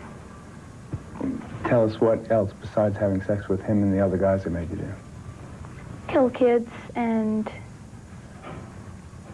be there and involved in everything else that happened. And I had to be there. And if I didn't, he threatened me, like, you're going to be killed, or people aren't going to believe you if you tell anybody. Or I'll find you, you know. So he said, there's no way out and you must do it. We found out she had been defecated on, that it was smeared all over her body and put in her mouth.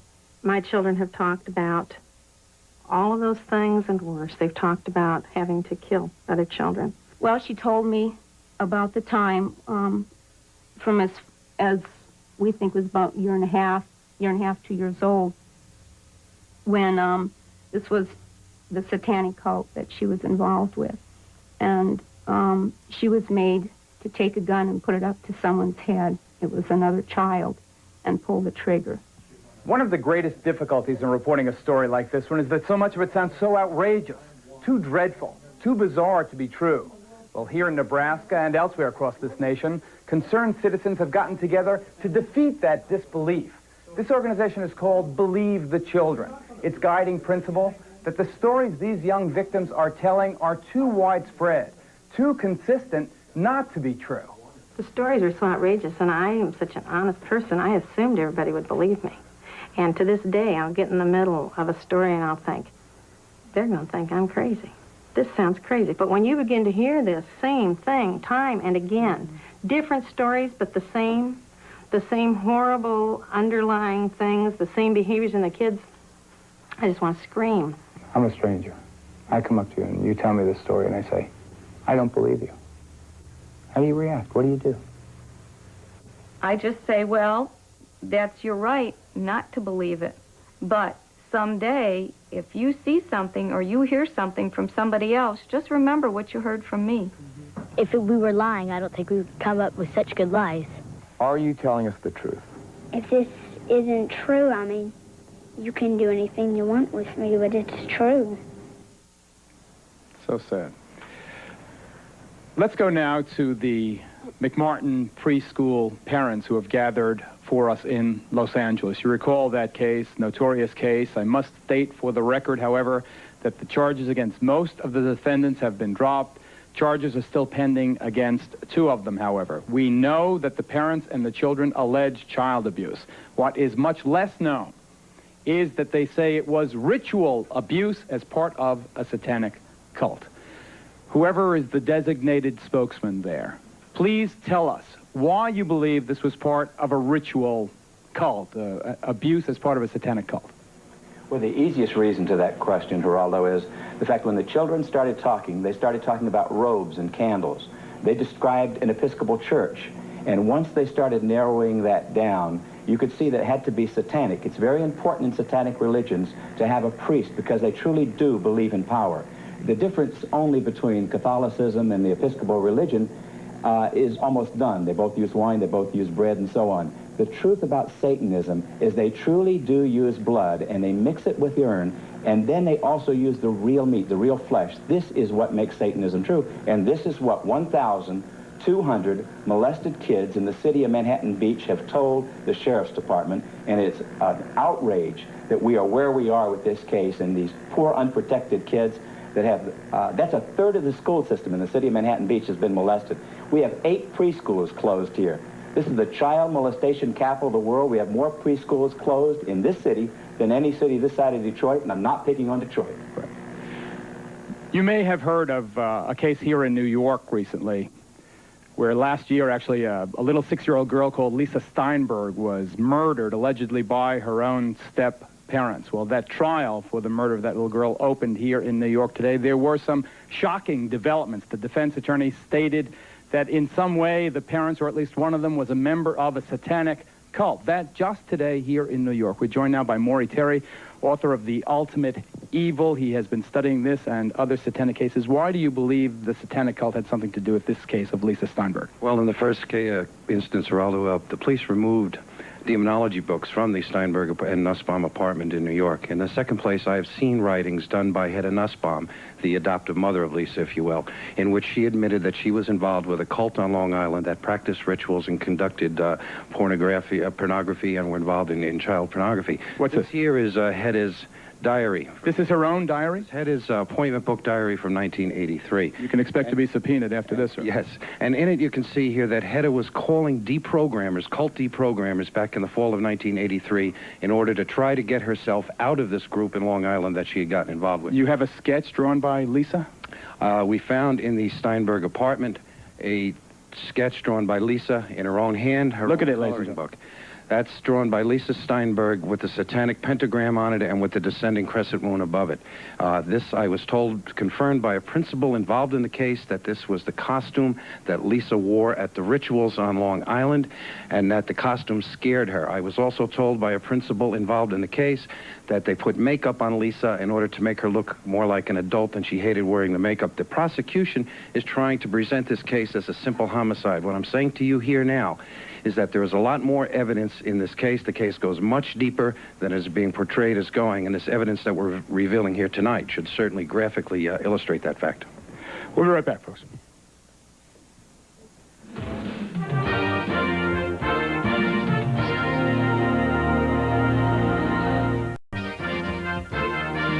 Devil worship. Exposing Satan's underground continues. Welcome back. The subject is Satanism, and I've been asked repeatedly where the idea to do it came from. Well, it goes back to someone that I interviewed for our special last spring on murder and the frightening fascination verging on adoration that so many people felt for this person. A murderer who would have us believe that he is the incarnation of the devil. Here's Charles Manson. Okay, I killed everybody since day one. I've murdered them all. I'm God and I've killed everybody. Or the devil.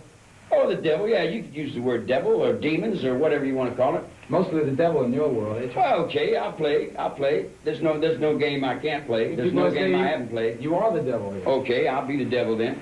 Along with Hitler, cult leader Charles Manson is today's top satanic celebrity. Yeah, I chopped up 9 hogs, and I'm going to chop up some more, you I'm going to kill you as many as I can. I'm going to pile you up to the sky. Responsible for at least 9 ritual murders, Manson is revered by many modern-day devil worshippers who have adopted his philosophy of the mass extermination of those they consider unfit to live. We would like to see most of the human race killed off because it is unworthy. It is unworthy of the gift of life. Nicholas Schreck visited Charlie at San Quentin, keeps a picture of his hero on his apartment wall, and displays a lock of Manson's hair as if it were a sacred relic. A bloodbath would be a cleansing and a purification of a planet that has been dirtied and degraded for too long. David Berkowitz, the son of Sam, was also a Satanist, the serial killer who terrorized New York while murdering 5 young women and seriously wounding at least 6 others. Berkowitz was deeply involved in bizarre rituals. So was Henry Lee Lucas, who told police he murdered his girlfriend, his mother, and others across the country, all for a satanic cult.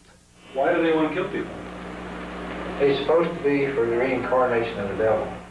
And when a series of ritualistic rapes and murders hit Southern California, it should have come as no surprise that Richard Ramirez, the alleged Night Stalker, worshipped the devil. Hail Satan. Hail Satan. Hail Satan. Hail a belief system that exalts sadistic murder, torture, ritualistic suicide, and racial purity. This has historically been a sacred day.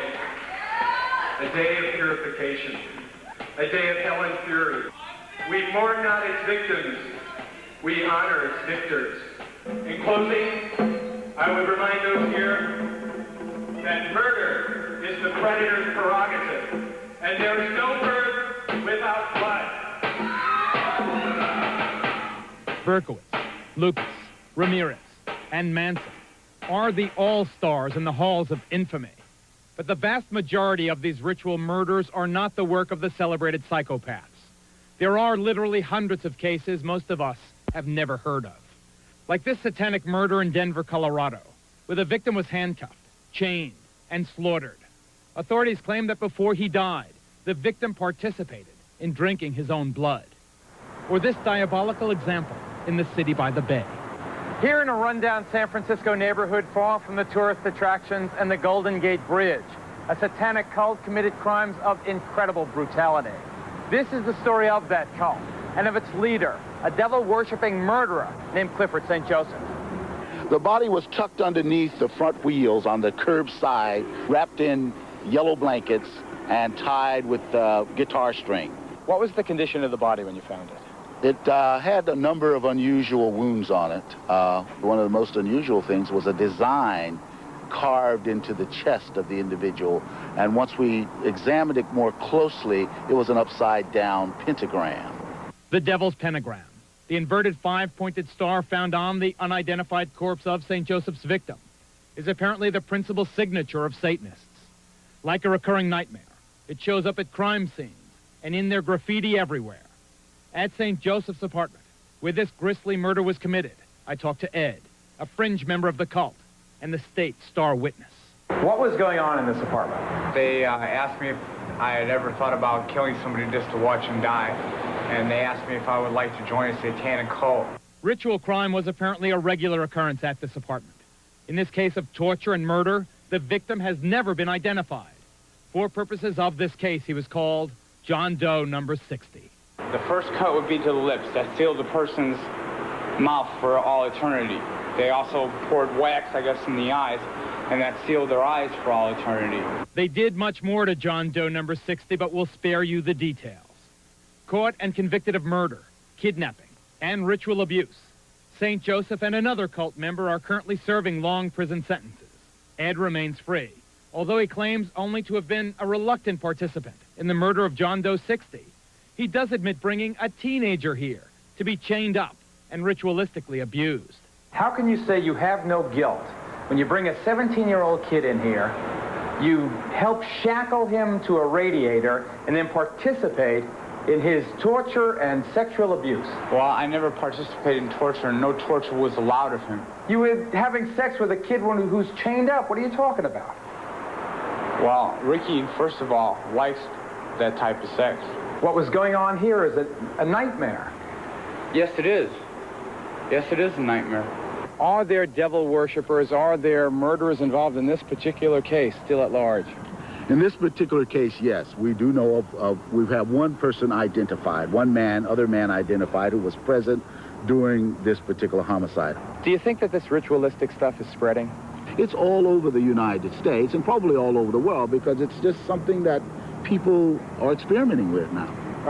Satan means whatever I'm looking at, whatever I want it to mean. It's on my forehead. It's me if I can get up on that highway. It's everything that human beings don't understand. It's all their fears. It's what they're not sure of. You dig what I'm saying? Satan to me would be God. That man is so repugnant. All of these satanic murderers are.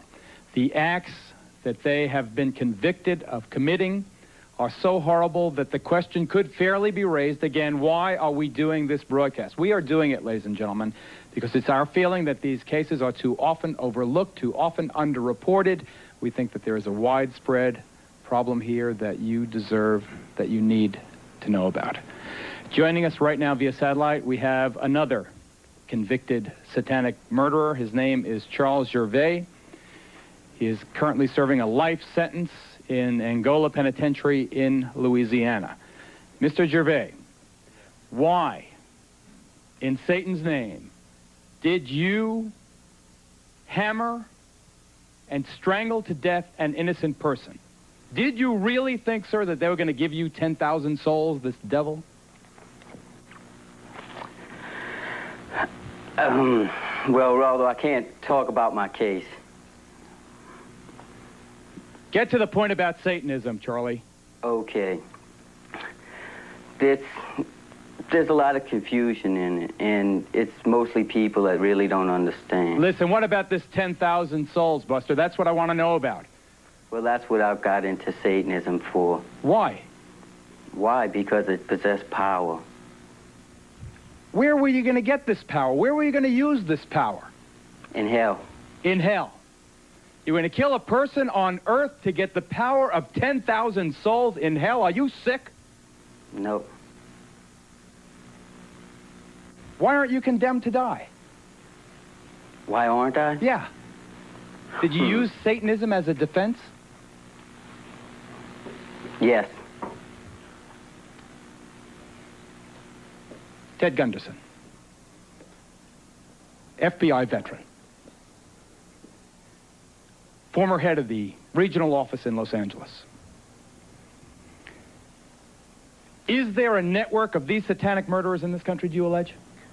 I cannot say that there's a network of satanic murderers. I can say that based on information furnished to me by confidential sources and informants, based on interviews with dozens of survivors from the satanic operations through the years, satanic beliefs, etc., I can say that there is a network of these people across the country who are very active. They have their own rest and relaxation farm. They are in contact with each other. It ties in loosely to the drug operation, ties into motorcycle gangs, and it goes on and on. They have their own people who are specialized in surveillances and photography and in assassinations. After this commercial break, we're going to have the anatomy of a satanic crime, showing you why law enforcement has had such a difficult time coming to grips with the strange, shadowy world of satanic crime. Stay with us.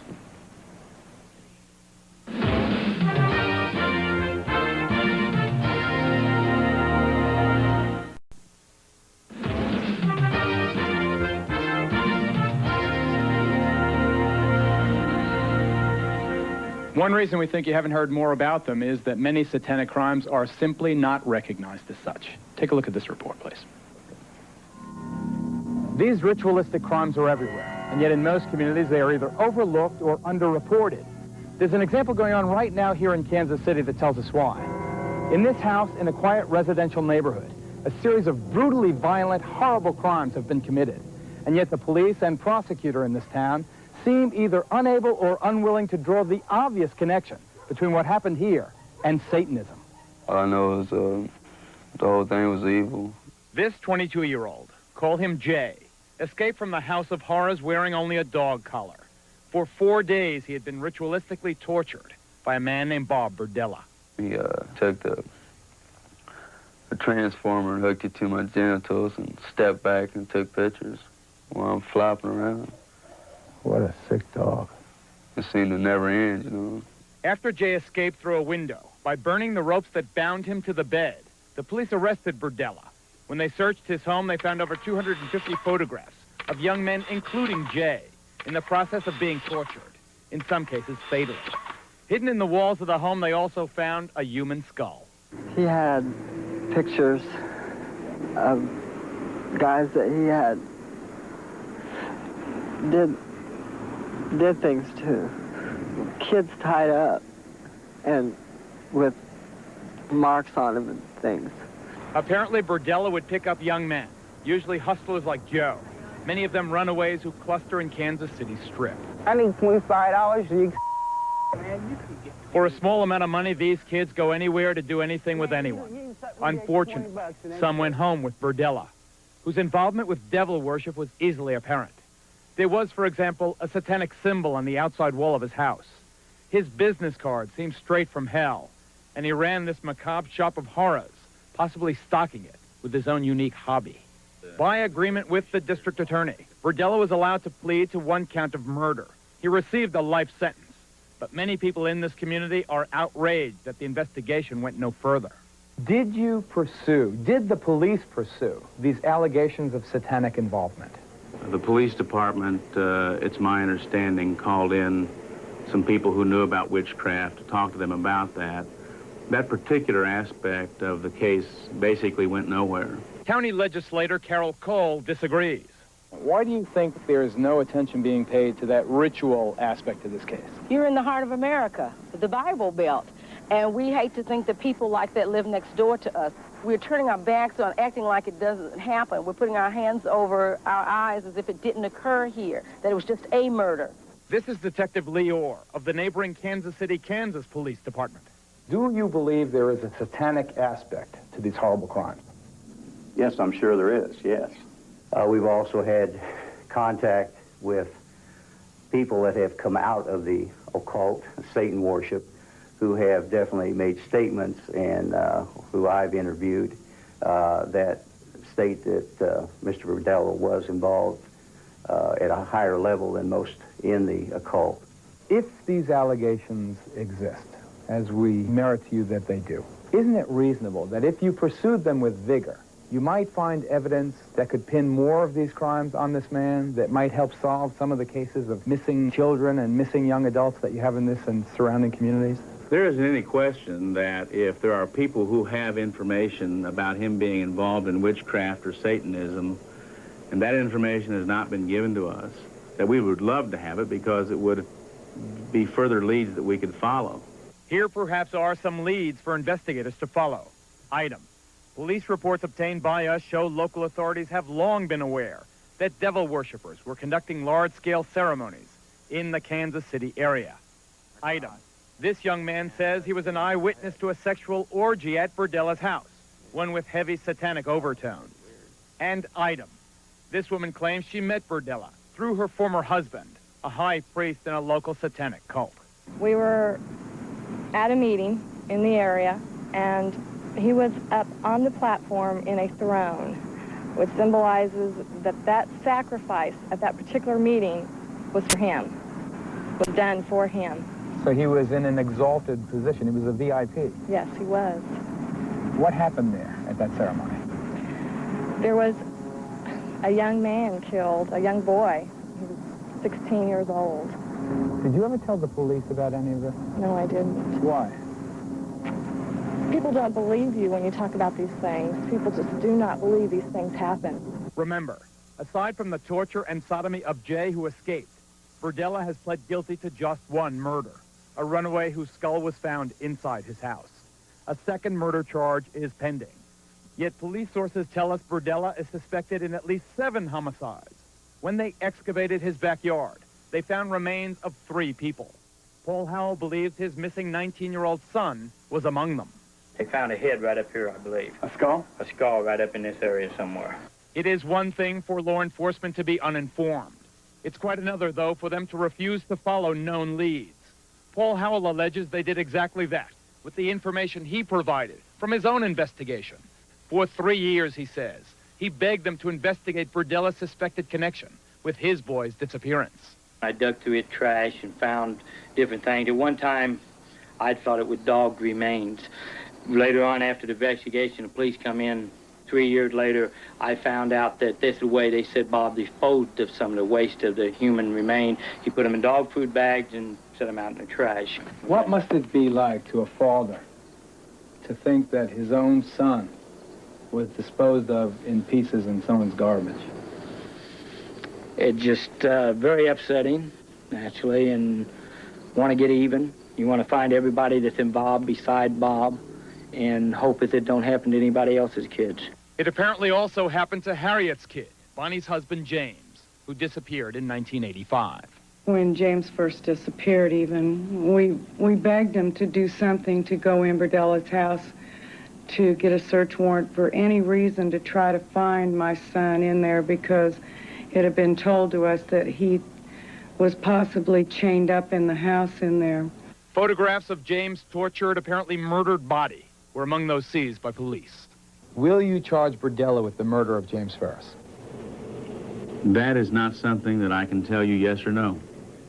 Will you charge Brodella with the murder of Jerry Howell? And again, I can't tell you whether or not there will be charges brought against Mr. Brodella or anybody else for the murder of Mr. Howell. Is it possible that by narrowing the focus of the investigation, people who are involved in these awful acts are still free? Yes, there's no question about it. You cannot subdue individuals and photograph them, and you're in the photos by yourself. So there is a great implication that somebody else that participated in this is still at loose, and they're at large in this city, and you're going to be reading about it again in another 12 to 16 months. I hope she's not right, but stand up. This is Detective Sergeant Lee Orr from the Kansas City, Kansas Police Department. You saw him in the video piece. This is retired Detective Michael McKee of the Kansas City, Missouri Police Department. Gentlemen, the Kansas City Star is reporting as late as yesterday that the district attorney in your community is still insisting that the Burdella case of serial murders or alleged serial murders is not related to Satanism, is not a ritual crime. You were one of the first cops on the scene. Do you believe that this case is satanically related? It's my opinion that it is. We recovered a ceremonial robe from the bedroom. When we excavated the backyard and dug up the skull in the backyard, it was buried with a jar of feathers and had some burnt wood with it. We also recovered numerous books on the occult from the residence of Mr. Burdella. Now, whether these cases are not being treated as ritual crimes because of embarrassment to the community or because it's easier for cops just to prosecute them as simple homicides, we don't know. Coming up next, we have talked in this program so far, and you have heard the words about child abuse. A woman by the name of Cheryl Horton and others tell an even more grotesque story, ladies and gentlemen. Having babies to be turned over for human sacrifice to Satan. And we'll deal with that when we come back.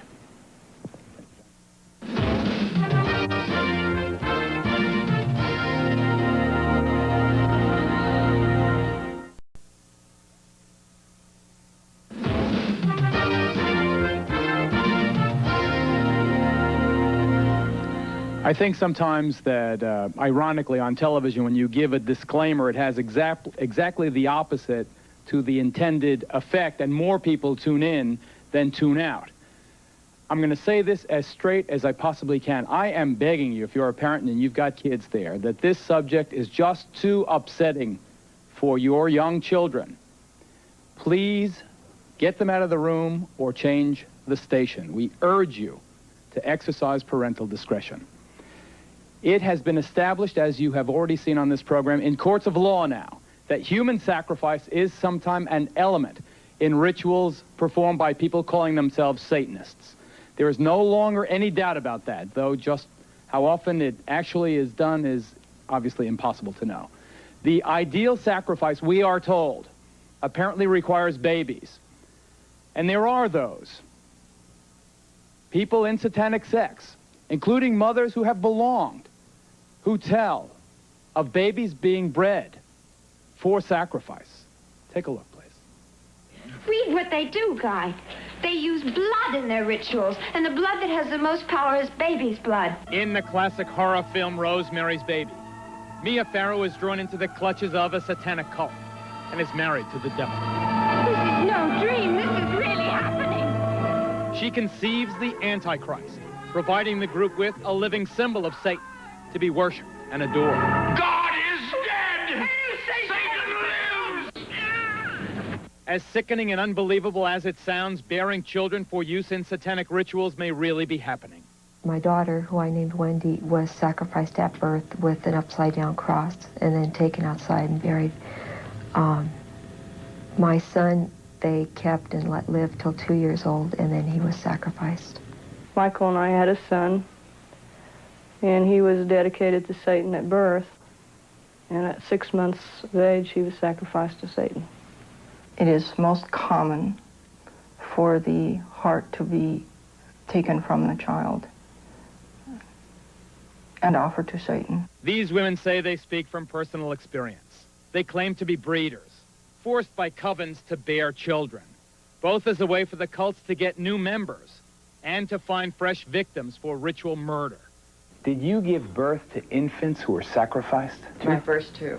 Were sacrificed? Were sacrificed. I was told it was the highest honor I could ever do as a woman, was to sacrifice my first two. And you did that? I was so brainwashed, I believed their philosophy. Jackie tells us she was able to escape her satanic cult. Today, she helps other women, like Donna, who are trying to break free. You killed your babies? Take the skin off. You skin the baby? You take the baby's skin off? Do you feel remorse? Have you told the police? I had to do what I had to do, or I'd be killed like the babies that they made me watch killed, and that they put in my hand. They said, "Obey, or this is you." Jackie, you have some pictures drawn during the therapy sessions by the people who've been through this. Why don't you show me some of them? This picture is a person remembering skinning children and babies and hanging it out to dry. Until skinning them, taking the skin off alive while they are alive, and skin them until they die. And that's how your babies died? They took a little patch about 3 by 4 off of her stomach, skinned her, and said, "We'll skin you all the way if you talk or cry." You learn not to cry real fast. I don't cry. For their part, mainstream Satanists strongly deny these gruesome allegations. Zena is the daughter of Anton LaVey, founder of the modern-day Church of Satan.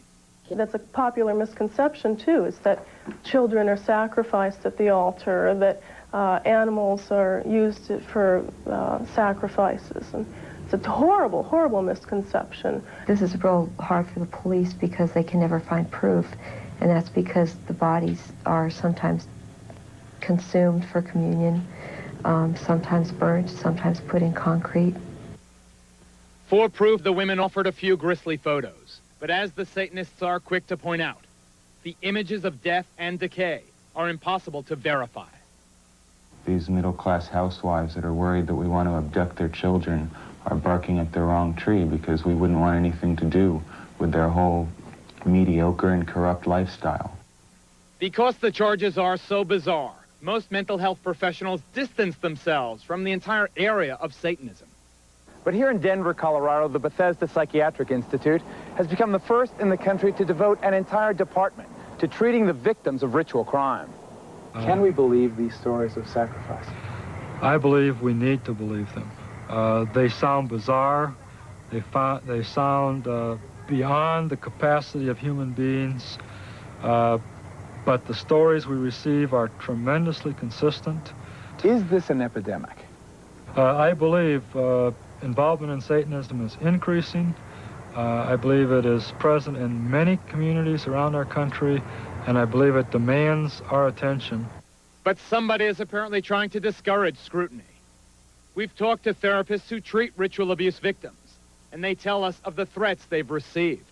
I have direct knowledge of both death threats on a therapist and an attempt to end that therapist's life, which was unsuccessful. Here in Chicago, a group of well-known therapists from all over the country had the courage to share horror stories of threats and intimidation. Therapists have been directly threatened in ways that are quite alarming to them. The patient indicated to me that she wished to sacrifice the child with which she was pregnant. Naturally, I wasn't too enthusiastic about this. Shortly after this occurred, I started to get telephone death threats. One of the things that I would add is that we are now hearing these reports from literally hundreds of therapists in every part of the United States. Someone out there is telling us to back off. Still, the greatest toll seems to be on the women who say that they have bred babies. Babies that were sacrificed for Satan. I will probably have nightmares tonight about it, as I have about my Joey that I have been talking about. I wake up screaming for him now in the middle of the night. I dream that he's lost and I'm trying to find him. Sickening, so incredibly outrageous, so incredibly unbelievable. But Zena LaVey, are these women lying? You have to understand that everything, every single thing you've given as examples of Satanism here are completely from a Christian standpoint. That everything you've put forth as being considered satanic is not considered satanic by my standard or my definition of Satanism. Are these women lying? Well, have the bodies been found? Where are they? Cheryl Horton, who joins us via satellite from Los Angeles. Cheryl Horton. Zena LeVay, a Satanist who A, points out that this is not in keeping with her teaching, but B says, where is the proof? Where is the proof? Why is there no proof if what you're saying is true? Hi, Geraldo. There's no proof for a fact of one thing. They burn the bodies. They either do that, they'll chop them up and dump them in the ocean, or they'll pour them in concrete, or they take and they use them for communion and eat them and then make bones out of the tools. Cheryl, listen. These people are doing murder. Let me interrupt you. Cheryl, please, let me interrupt you. The stories, dump in the ocean, chop up the bodies, these things, they sound like they can't be happening. Ted Gunderson, respected law enforcement professional, recently or retired now from the FBI, former regional director of Los Angeles. Do you, sir, believe that these dreadful allegations of babies being sacrificed are true? I absolutely believe it, without any doubt. Based on the information that's been given to me across the country by numerous survivors and by confidential sources and informants. Then why didn't you name these people and arrest them? Never a name, never an arrest. These women come out of a group and they insist that they know the people in the group, and yet they do not identify these large, mysterious cults. Name them and arrest them and get them off the street. Does he not make a valid point? He makes a valid point. The problem with that is, number one, police officers don't believe it. I may believe it. You may believe it. Some people in your audience may believe it. They don't believe it. Number two, if you decide to investigate these people, you have to, number one, handle it from an undercover operation. If you put an undercover operation into effect, then you have, in a sense, your own police officers become involved in these heinous crimes, and they are, of course, become murderers. And in addition to that, if you do decide to investigate these people, there's a lot of work. And many law enforcement officers are apathetic and don't want to get involved. Ladies and gentlemen, you have heard this. The debate here could rage over this issue alone for hours and hours and hours. Michael Aquino is right when he says there have not been any successful prosecutions for this horrible allegation.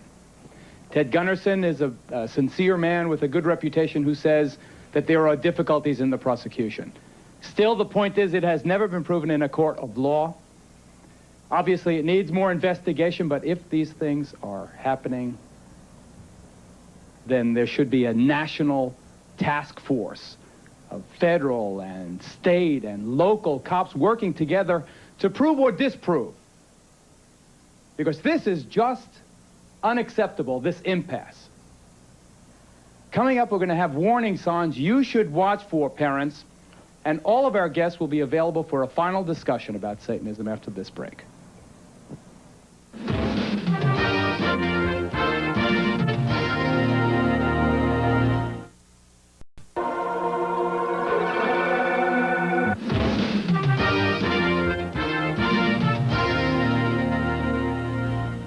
Father LeBar, from the point of view of the Catholic Church, is this something Catholic parents, and I'm not singling out the Roman Catholic faith, obviously this affects children of all races, colors, creeds, religions. It seems particularly strong, as you've seen over the course of the last 2 hours, to be very strong in the so-called Bible Belt among fundamentalist Christians. But from the point of view of the Roman Catholic Church, is this something for parents to be concerned about? Something very much for parents to be concerned about, because in our Catholic theology, we know the power of the devil. We know the influence that the devil can have directly and indirectly.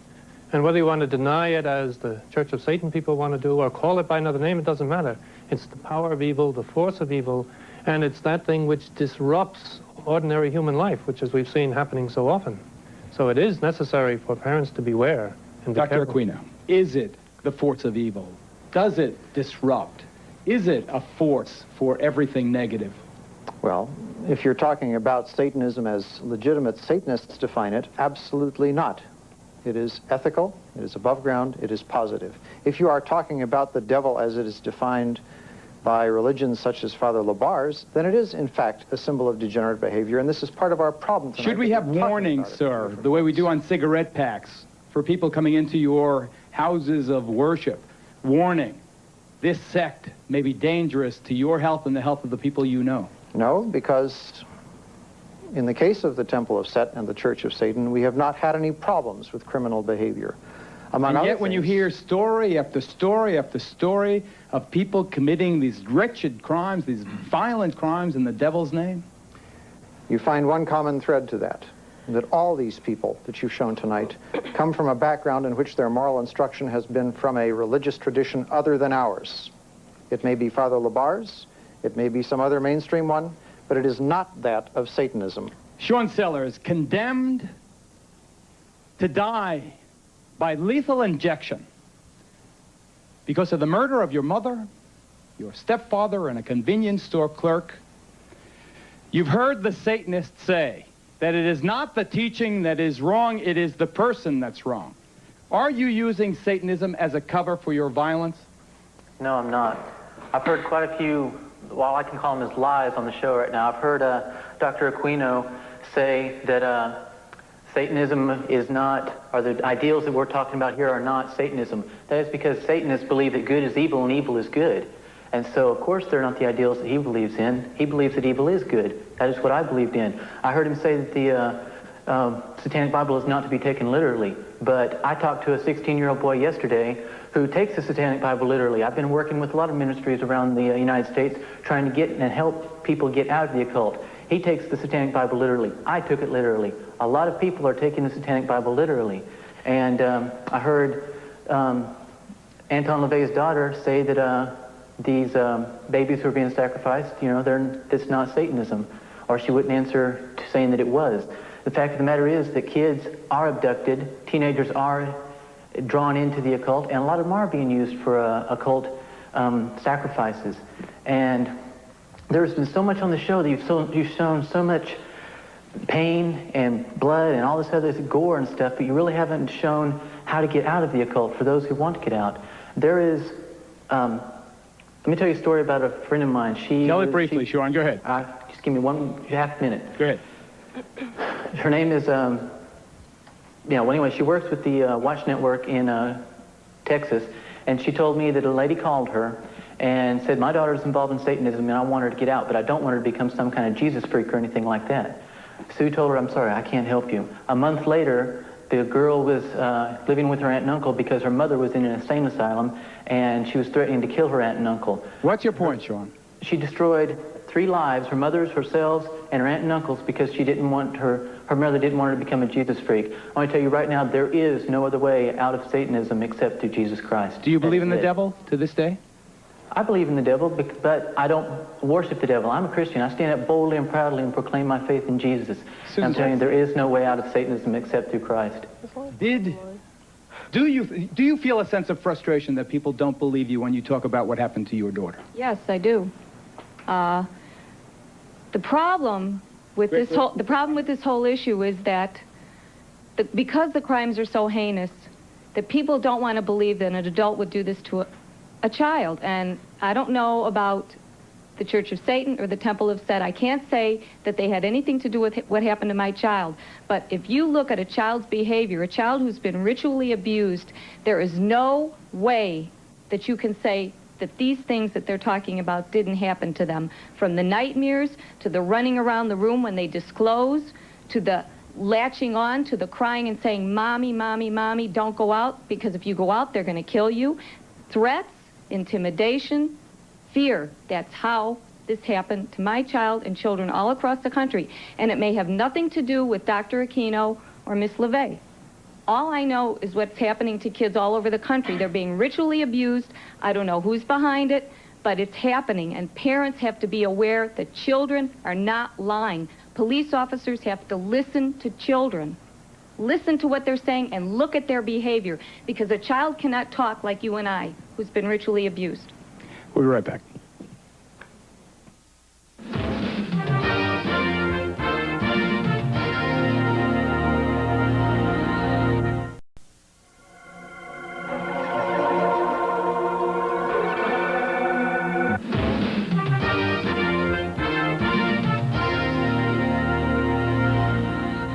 All of us know that life is not safe. Every day we face the possibility of crime and disease and accidents and disasters. So here comes Satanism, which most of us would like to write off as harmless antics by some lunatic fringe. A few years ago maybe, but not now. We have seen that Satanism can be linked to dope and to pornography, child abuse, and to murder.